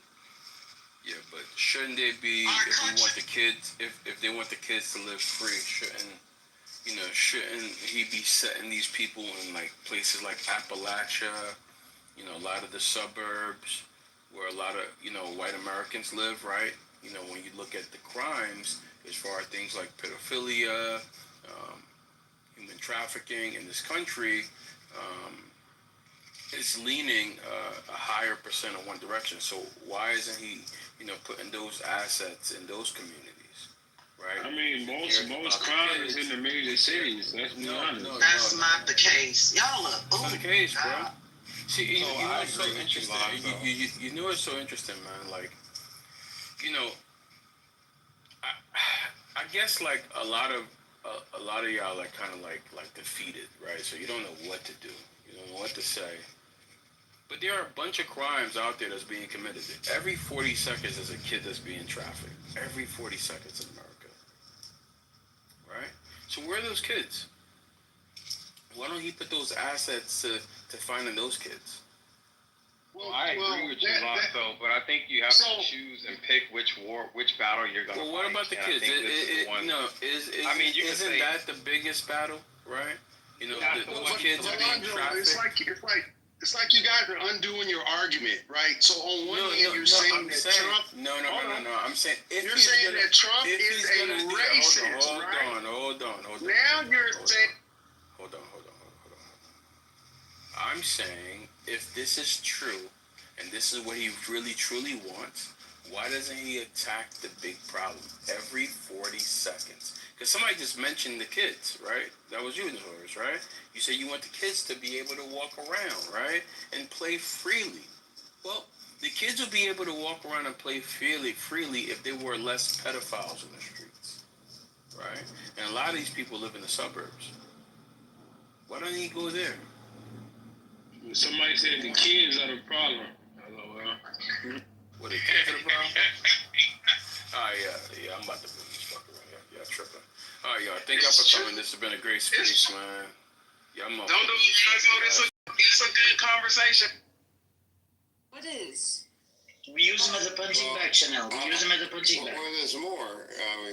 First, Palestinians are not Palestinian Americans that are citizens are not full citizens of America because they're Palestinian. And he is a full citizen, even though he doesn't even live here. And he's going to be president in 2034 or 32. What, Israel? Black Rabbi? Yes. Yes. But you are going to be that Black Rabbi? Yeah, president. True. You're going to be president in 2034? And what was happening in March? It's some executive order that you were going to 32. But in 34, you said you have 2 executive orders that you'll be placing. What was the first in March? Do you remember? I know you were really high yesterday, so I don't know if you remember. mental illness is a horrible thing to have. And he gave me death threat. He wants to kill me. This was a few months ago. He got butthurt, triggered. He wants to kill me. Gave a whole bunch of threats to Ace, about me or whatever. We have screenshots, everything on him. He's like, yeah, we're gonna get the FBI involved, police involved. So when you come from that background, he lost all the respect I had. Like teeny bitty respect that I had left for him, it was all gone down the toilet. But that just seems like bipolar disorder to me. What you guys are describing. So I don't know. Yeah, that's why we use him as a punching bag. Man, I don't know, Black Rabbi. You always be in here, so you're kind of asking for it. He likes to sit around and eat his chips. He walks around Jerusalem or Tel Aviv 3 o'clock in the morning, constantly taking money out of the ATM and cash.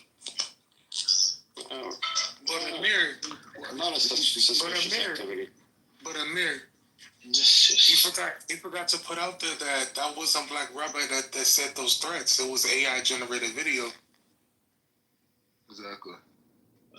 We got everything, Black Rabbi. We gave him threats, and he was threatening everybody in the room, doxing. He wants to dox everybody. Do you remember that day, Black Rabbi?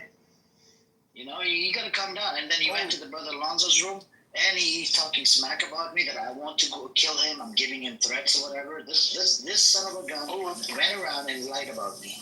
Amir, I think you misunderstood. He didn't say he wanted to dox anybody. He said he wanted to box everybody.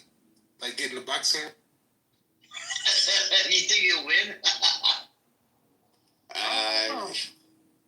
You gotta stick and move in a boxing ring, and I don't think he can move that quick. But as long as you got chips there, then sure, he'll be able to move. Yeah, just throw the chip bags left and right, center. He'll move back and forth. Those are must be some pretty good chips. Anyways, these are kosher chips that he was telling me about the other day. I don't know. Black, are you married? Or have any kids? She left him. Yeah, he's married and he has like 10 kids. No, he married a white woman and Ashkenazi woman, and they got divorced. And then he was supposed to marry this Nigerian girl, and I don't know what happened there. What happened there, Black Rabbi? Not the Nigerians. What happened to that, Black Rabbi? What happened to that girl? He said that he went to a white woman. He doesn't want a black woman. He changed his mind? That's a big mind change. You should know if you want a black woman or a white woman. That's something you should be pretty clear about, Ashkenazi woman versus a Nigerian. Those are two different cultures. He wants a Punjabi woman now. A Black Rabbi. He's breathing heavy now. He's getting upset. Wait, what? Oh, I don't know. You want a Punjabi woman, right, Black Rabbi? What? You want the Indian soon to get your wife? Yeah,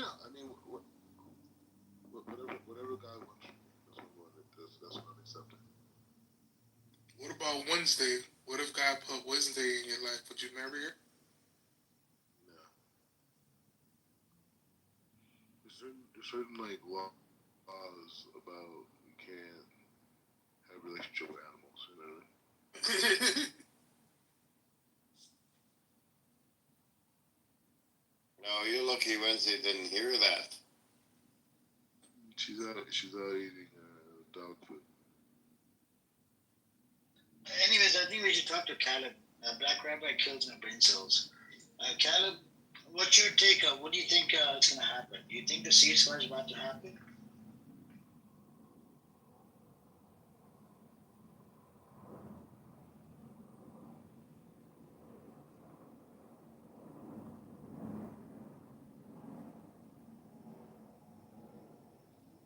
He's busy.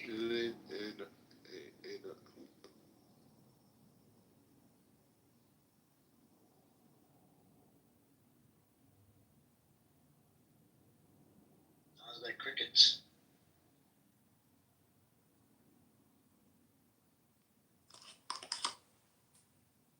Who's Rabbit's allegiance to the U.S. or Israel? Does anyone ever ask that?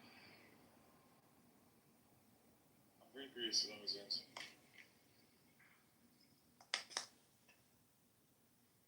Rabbit, the Mossad got into your Wi-Fi, your microphone, your phone. You're tripping, bro.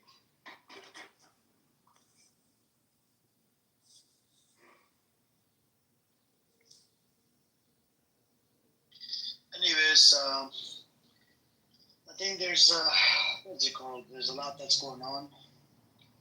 People have been protesting. They want to get. People have been. I actually shared a whole bunch of links in the chat. I'll go over it again. You know, the links that I've shared. The first one was thousands demonstrate block roads at start up a nationwide day of protest for hostages. What else was it? Yeah, and then we have the. I don't know who I was talking. I think I was talking to. I forgot who I was talking to. I did share that other article as well, where Smotrich said that hostage is not the most important thing. Spartan, in relate to this war. And then the next thing I shared. So IDF, this hospital attack that they did that killed a whole bunch of journalists and whatnot. They were putting the blame on cameras. Cameras were being used. And now they're saying that things like 5 of them or 4 of them were Hamas. They do this all the time in every attack, right? It's always Hamas. And Hamas. Even if they, if the food falls down off the plate or whatever, or like let's say they break their plate, it's Hamas. Hamas did this. So right now, cameras were being used. What's the claim? Because there were cameras. Let me read it out to you what the camera's being used. I'll open up the article because I don't want to misquote it. Right here. Okay, let's do it. All right. So the claim is the IDF says a preliminary investigation into yesterday's attack on Nasser Hospital and Khan Yunis determined that Hamas had installed a surveillance camera at the site to track Israeli troop movements and to help direct attacks against soldiers. According to the army, Golani Brigade forces operating in the southern Gaza identified the camera on the hospital grounds and destroyed it after determining it posed an immediate threat. More than 20 were killed in the strike, including several journalists, and it drew international condemnation. The IDF says that of those killed in the incident, 6 were identified as Hamas operatives, including 1 took part in the Hamas-led 7th October massacre in southern Israel. The army reiterates that it targets the harm caused to Wait. But you said it's because of the camera. Yeah, it's not just the camera, bro. That's what it said. By the way, they came out and said that this camera that they were targeting. Yeah, it's because of the camera. That's what it says in this article. That's what it says. But apparently, this camera only covers the surrounding of the hospital, so it had nothing to do with anything happening outside. That's a lie. That's what it says in Times of Israel. It's a Jewish source. How can I lie about the Jewish source? This is the Times of Israel. I'm talking about Abu Baida. You can whatever you want. But the camera, it says, okay, well, yeah, we targeted because we wanted to hit the camera. So, and then, they say there were Hamas people there too. There were Hamas. So the objective was the camera. But by the way, there were Hamas there. So why didn't you target Hamas, not the camera? I mean, you should have led with, we targeted because there were 6 Hamas. And what's the camera have to do with anything? What's the problem? They took down the building. What's the problem? That you weren't in it. What's the problem? People are dying. Okay. That you weren't in it, Black Rabbi. We need to evacuate them out of there. It's not humane for them to live there. By killing them? But evacuate. Get Palestinians out of Gaza so you can come in and take it over? I mean, that's humane of you? It has to do. Better than is that what your God is telling you to do? Better than them staying there and dying. What a terrible God you have. You know, it's funny to me. You know, the way you rationalize things, Blackguard, it's so funny. Like, you guys just leave so we can bomb the place and take it over. We're doing you a favor because we are, like, helping you leave. Like, how does that make sense? And that's the funny thing about you Jews. You create problems. That's the reality. That's the reality. You create problems, and then you create the solution as well, and you're like, oh, I did a favor for you. Like, no. What do you mean? Like, Black Rabbit, you can't even see through it. Like, come on now. You can't be this stupid, please. Like, you can't be this dense. You know better. Like, I know somewhere in your head you know better. It's not So about you do agree he was endorsing you, bro. Like, how's she endorsing you? So Abu, so you did agree he was like 30% stupid before. Now you're saying that this stupid. Stop saying Chanel, hey, Abu, please hang on, Abu, please, I'm talking to Chanel. Chanel, you do agree that he was 25% or 40% stupid before, right? Before this conversation. You know. Now you see what we were talking about. He's like fucking mentally not there in the head. That's what I mean. Like, this guy, you know, there's mentally something wrong with you. Like, you need to see not a psychiatrist. Please see like you know, a shaykh. You know, those exorcists. See an exorcist in every religion, Christian, Muslim, exorcist, whatever it is. Like, you should see them because this is exorcism. Oh my God, they're gonna be. I'm kidding you, Black Rabbi. See, Abu Abaida, Black Rabbit, I'll fix it for you. Come see it. So, Free Black Rabbi. I don't know what. Black Rabbi, what's your real name? Sharif Hassan. What? Sharif Hassan. Sharif Hassan? Yeah, Sharif. Sharif? Okay, that's a pretty name, Black Rabbi. Why don't you say that? I don't have a problem with it. Sharif, I know you're in there somewhere. The first one is Sharif. Sharif, you're in there somewhere, please. No. All right. So this is in there somewhere. Where is Sharif? Please, I want to speak to Sharif. I know you have a heart, Black Rabbi. I know you have a heart. At the end of the day, I know you have a heart. Please. Well, there's a lot of room in there, so I don't know if you'll be able to find them. I don't know, man. I don't know. the key point is you cannot allow collateral damage to block the objective, right? Unfortunately, yes. The objective was camera. The fucking camera. He said we cannot allow collateral damage to get in the way of our objectives. That's a genocider right there. No matter what, no matter how many people die, you must meet your objective. But you've had that opportunity. You killed unlimited amount of people. You still haven't met your objectives. What's that tell you? You are a failure. You're a failed state with a failed military. Edward, this is him. I'm just gonna play like less than 30 seconds. This is Black Rabbit.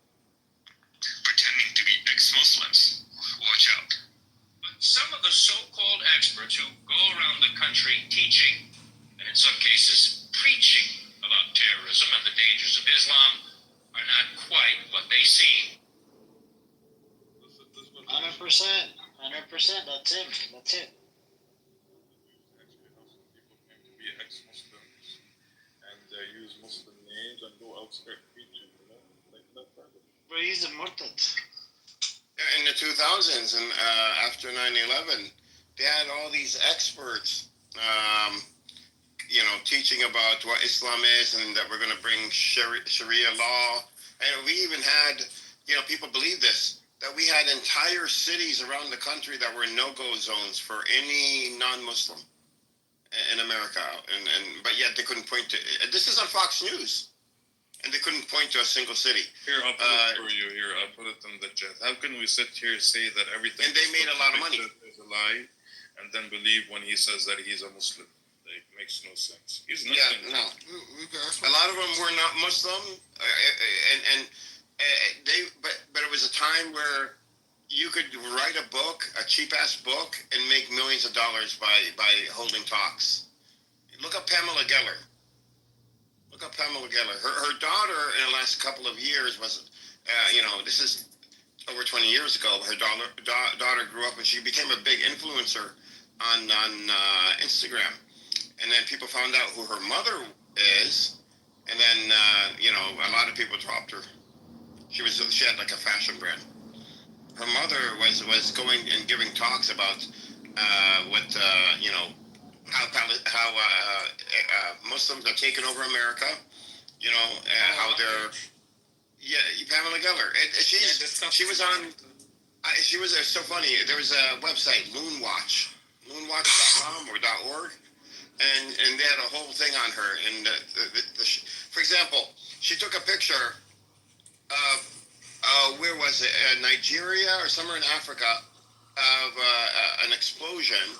Okay, and there are Pakistani soldiers there. And she was saying how the Pakistanians came in and shot, I don't know, I think she said missiles or something, and killed a lot of people. And it was actually the Pakistani military happened to be there refueling or something, and then so they saw what happened and they came in to help. But I mean, Loon Watch has a whole thing on her and others like her. Yeah, but I don't go on it. Including Black Rabbi should be on Loon Watch. I think anybody could put somebody up there. Anyways, but the point is, I don't say anything negative about Islam or Muslims. All I do is I'm talking specifically. If you're saying collateral damage, which are Muslims, we can kill as many Muslims as we want, as long as we get what we want. As long as we make. You're saying collateral damage doesn't matter as long as our objectives are met. That's what you said. Not even 10 minutes ago. So this is hate for Muslims, not love.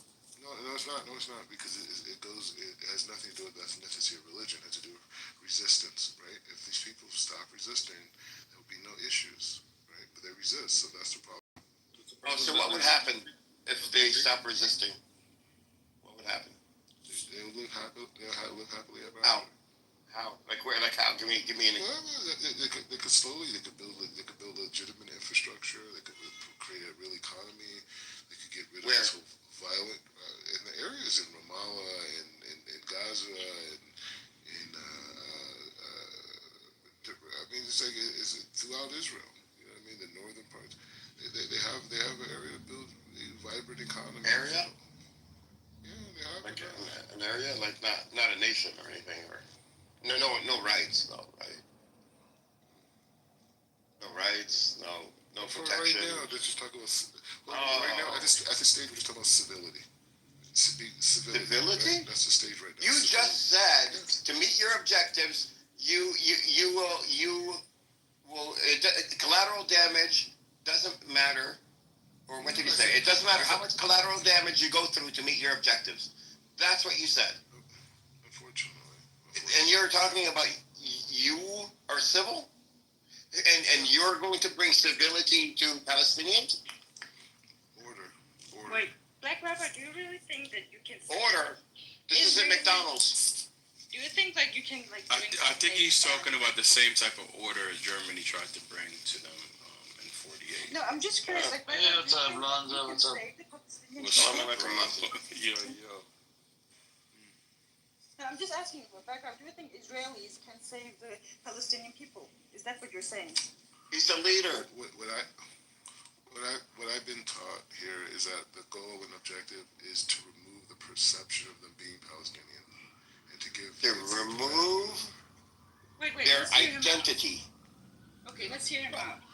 Because the identity of a Palestinian is built into this idea of violent aggressive resistance. Right?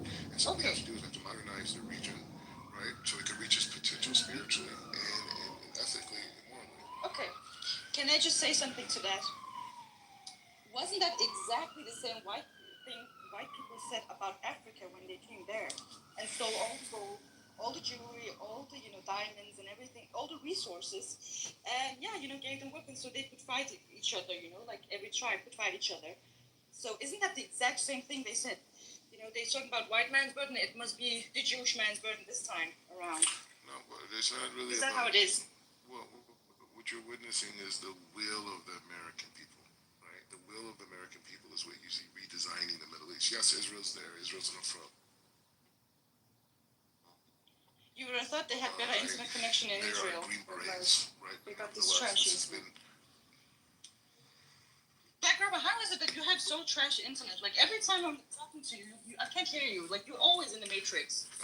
So just keep it going. The point is just saying Israel is on the front lines, but this is the will of the American people, right? What you're witnessing in the Middle East is the will of the American people redesigning this region, this district. Okay, our military generals, our infrastructure, our American citizens, right? So we're shifting this region. Yes, Israel's here. Israel's like the Green Berets on the front line. They're going right in. They're brave. That's why President Trump I'm curious. Who's for U.S. or Israel? No difference. It's the same country. Oh shit. Yeah. Interesting. There's no difference.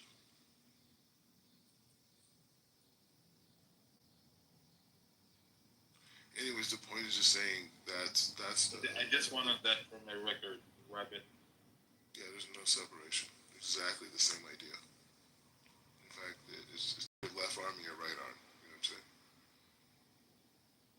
So what you're saying is that both USA and Israel are the same.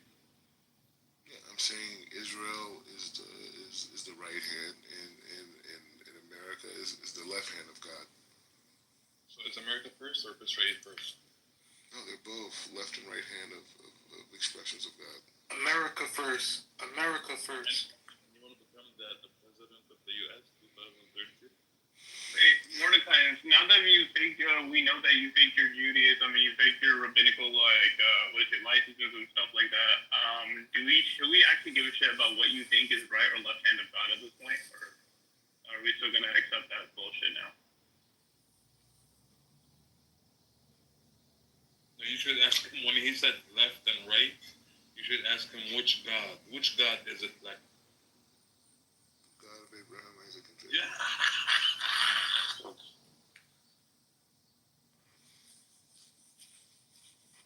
How could anybody think that God is on the side of Israel?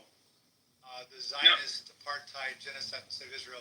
So this type of God would condone killing babies, children, massacre people, stealing. No, God is not like that. That's your God, not our God. Absolutely. Indeed. You should also hear the fact that Mordecai actually believes that he is the judge himself incarnate. I can't hear two people talking at the time. So Mordecai thinks that he's the judge himself. He thinks he's a what himself? He's the judge. He's the Dajjal? Yeah, he said that he thinks he's the Dajjal. No, he's just messing around. He's trolling. I know. He's retarded. Anyways, the point is just saying that nothing happens in this world without God's permission, right? Yeah, that's very true. And so whatever we see in Gaza, the Ukraine, or 100 years ago, 1,000 years ago, it's all through God's permission. And right now, they evacuate. So what Germany did the with Gazan God's citizens. permission? So what the Nazis did? So God wanted that. Yes. So you're saying God wanted the Jews to get killed? And you're saying that anybody who dies on planet Jews, Earth. and you think God anybody on planet out of every single country that they've been in, with the exception of like 4. Exactly. So we all come back to Israel. So we all come back to Israel. Okay. So what do you think you guys could do better to stop getting kicked out of these countries? Stay in Israel. Build Israel. Make Israel stronger. So when you say stay in Israel, do you mean to expand that to any other parts like Gaza, Palestine, Gaza is Lebanon, Syria, Jordan?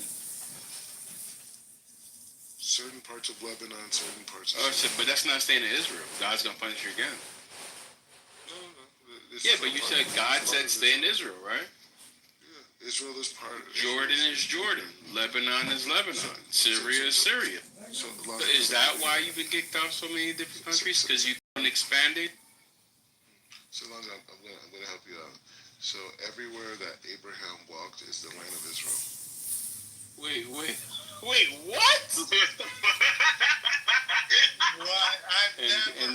there we have it.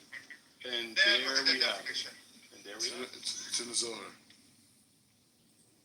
Abraham walked in Mecca. He was in Mecca.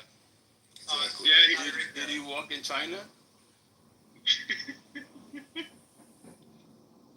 Mount Sinai is in Mecca. What about China? Did he walk over there? Did he walk in China? I don't know, wherever he walked. United States? That's the land of Israel. It's all the land of Israel. Everywhere he walked. Wait. What about? Yeah, he walked in the United States, Lonzo. He walked in the U.S. He walked in the Caribbean. Walaikum salam. He walked in the Caribbean. Definitely didn't fucking walk in the Caribbean. Fuck that. Yo, he walked in Dominican Republic. Leave the Caribbean. Nah. Leave the Caribbean out of this. We want no parts of that shit. Oh, y'all kicked him? No. And, he leaves on his own when he knows that he's becoming, people are just making fun of him. No, the funniest thing that he made about the claim of Mecca is like, if he's claiming that, the Islamic claim, then he's just proving his Judaism wrong. In his last claim, he was trying to make an assertion like basically the world belongs to them. Yeah, no, he's retarded.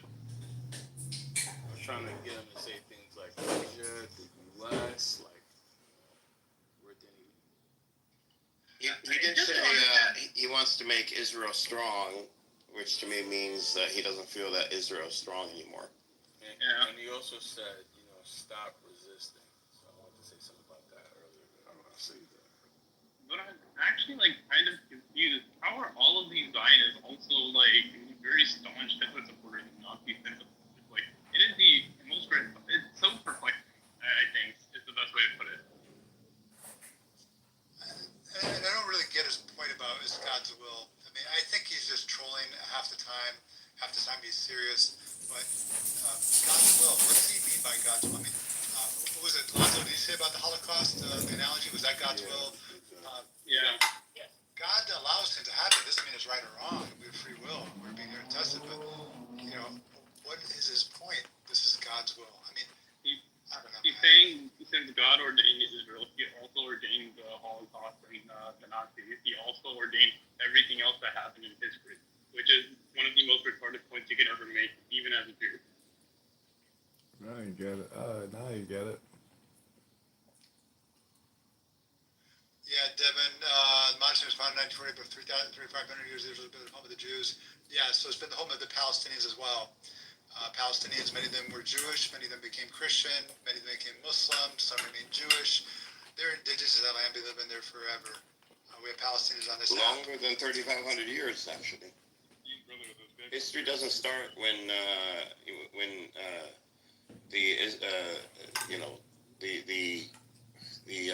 what line? I'm blanking, from the Canaanites, where the Jews come from. Bro, he repeats the same shit every single day. Where do Jews come from? What line? Ishmael is the Arabs and Isaac. Isaac. Yeah. No, so history doesn't start then. I mean, the Canaanites go back 10,000 years, bro, in that region. Yeah, we have a Canaanite on this app. We have many Canaanites. Edward's a Canaanite.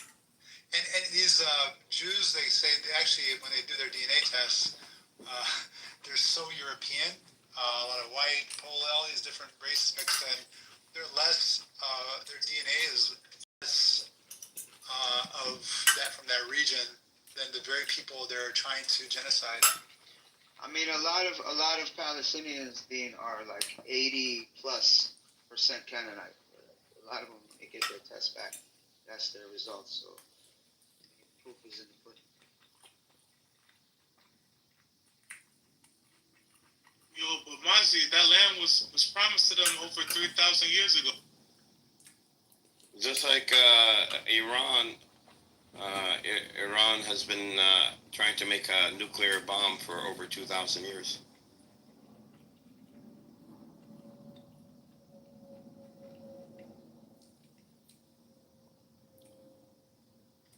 Oh man! Did you guys see that Trump has moved out soldiers from the base in Iraq. I don't know if that means anything. He actually started doing that when Iran and Israel went at it. So he didn't. There wasn't a Yeah, I know he did, but I thought he started doing it again, moving soldiers out. He brought them back in and started moving them out again. I don't know. In the last few days. I don't know why he's doing that, but actually nowadays if anything American is being targeted inside of Iraq, they're going after companies, not after military bases. Say that again. So if they're targeting anything American inside of Iraq, they're not going after military bases. They're going after American companies. Interesting. Okay. Yeah, it happened Yeah. a couple of That's times. how you're supposed to do it. What's this term? This one scheme. Well, something is about to go down. It seems that people are saying Israel is going to attack. Iran believes an attack is imminent from Israel. So something is about to go down. Especially who's going to hit first, you know? I think they're doing that.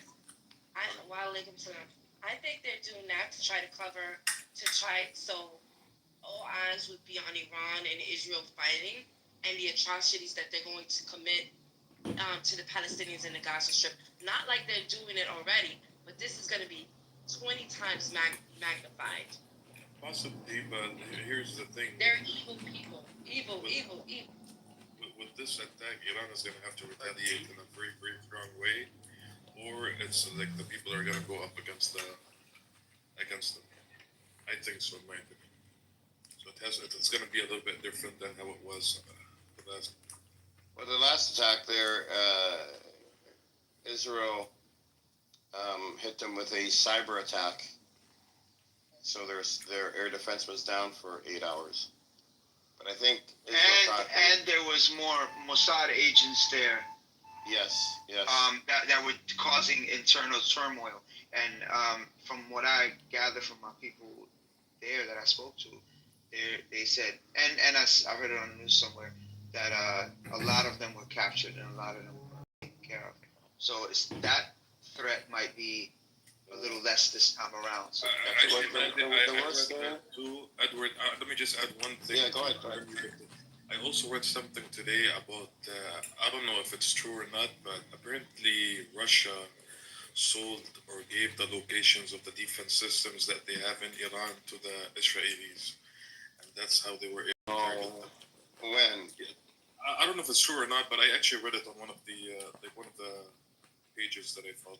No, a strong Iran would be in Russia's best interest because that's a gateway to the Middle East by land.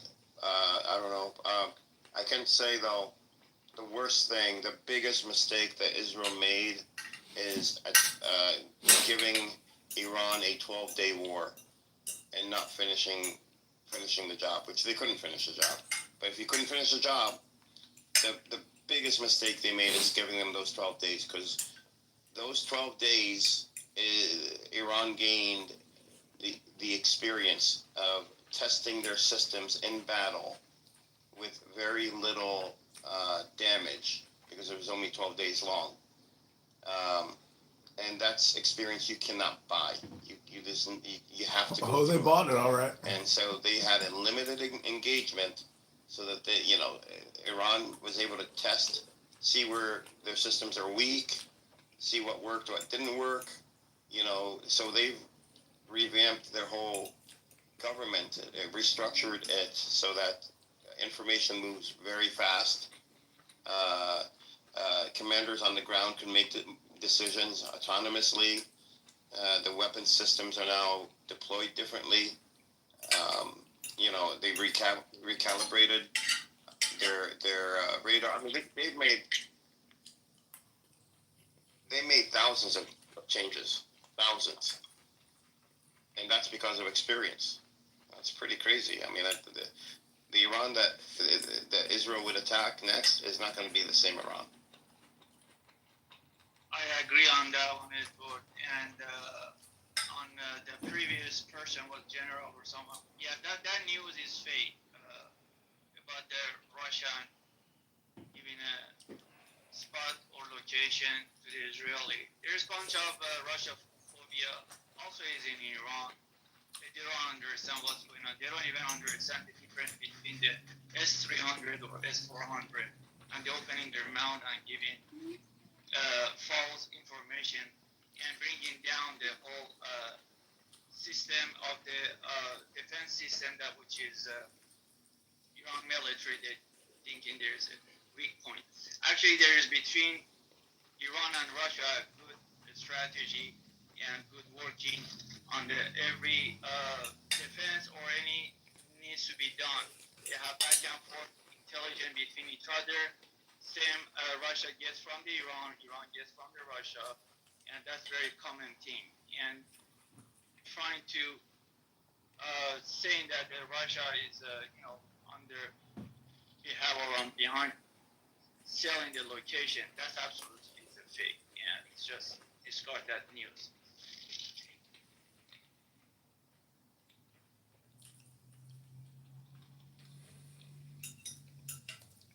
We'll see what happens. I don't want a war to break out, honestly.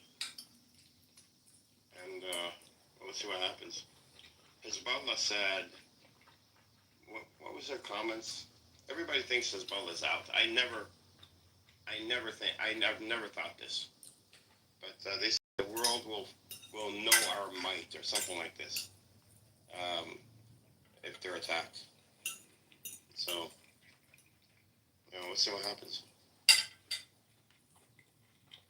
And another thing you was mentioned about in Iraq, the American moving around. American just trying to achieve their goal about the Hezbollah to get them disarmed.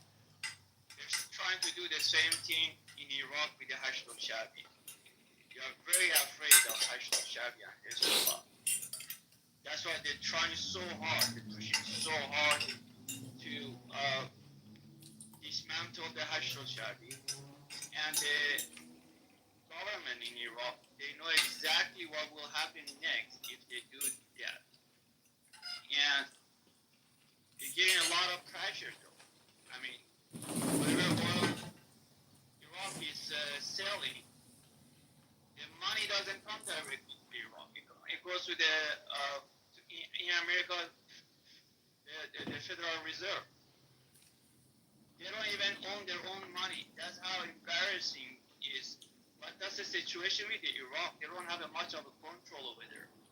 So they get pushed so much by America to get rid of the Hashd al-Shabi. Why there's so much they're pushing on them and Hezbollah? There's something big fear. They know their capability. Hashd al-Shabi, just Hezbollah, they're very strong. They're getting capable. They're getting knowledge. They're getting a lot of good stuff. And they are capable on the ground. And you should know they are capable on the sea battle, sea too. It just has come to show they have good stuff over there ready for the moment. So they know they have to get rid of before any serious attack or anything because they're afraid of Hezbollah and Hashd al-Shabi. And go ahead. Oh no, I was just saying, I definitely support your points, and I was just saying that with the way everything's been looking from Hezbollah to the Houthis to, also destabilizations of, many places within Gaza and the, at least in 2020 to see the number of men just kind of go, Joe Biden's my guy. But I'll go back. Clarence Thomas wasn't even the number one pick for the Republicans. He was down the list too. I didn't think he was more eminently qualified than every other black male. Like he was no Thurgood Marshall. Let's be honest. He's still not. Like even on his best day and twice on Sunday is not anywhere near what Marshall was. So, I mean, I liked him, but at the same time, I look at some of his decisions, some of his writings, and kind of go, all right, this is lukewarm. It feels like fucking warm, cool toast. I don't know. I like him, but I mean, he's not someone that's going to resonate in the history books and pop out. He's not that guy. So it was performative when the Republicans did it. It's performative when Joe Biden did it. So I'm just saying. I get it. I think he'll make the history books for sure. You know, because he'll be, part of the bench that, we know all of the justices that made landmark decisions and where they stood on those landmark decisions. And as, people's rights are continuing to be taken away, his name will go down in history as being a part of the bench that made that happen, particularly when it comes to things like voting rights and affirmative action, which you guys seem to conflate DEI with, which it's not. DEI is not affirmative action. DEI is a mechanism for a organization to quantify how diverse they are, if they're diverse at all. Where are they not diverse? And why is this happening? It's data that can guide action as it relates to, wow, so are we just not, going to the Black Ivy League schools? Are we not going to the AAPI Ivy League schools? Because a lot of the schools on the West Coast are like specifically AIPI. I forget the acronym. They're specifically that, right? Like, or are we not making an effort to? Are we even making an effort, right?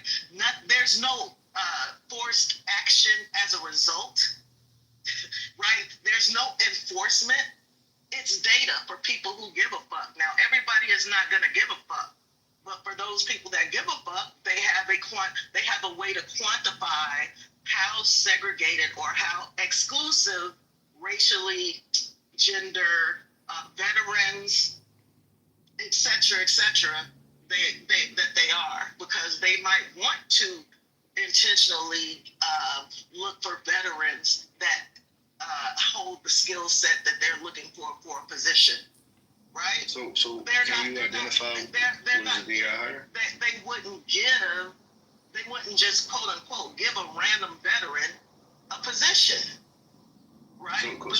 But they would go to military job fairs, perhaps, and make sure that candidates were aware of their company, because they want to make sure that they're hiring vets.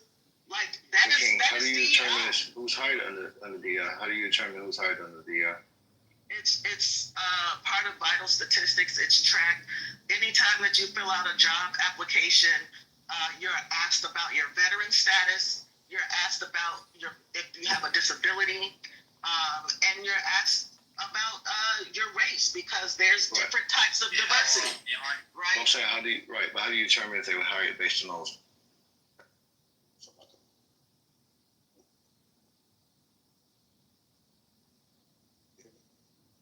I determine that they're hired. I determine that they're hired based on whatever candidates were hired before. They were just probably became aware of the position through another mechanism. I said specifically, there are job fairs that target women. There are job fairs that target veterans. There are job fairs that target natives and AAIPI. Like all groups have job fairs, because usually the country is still so segregated, right? People have to like work together and network so that their people can find gainful employment. Right. Well, let me ask you something before we go forward. You don't see the issue with that being a form of discriminatory, that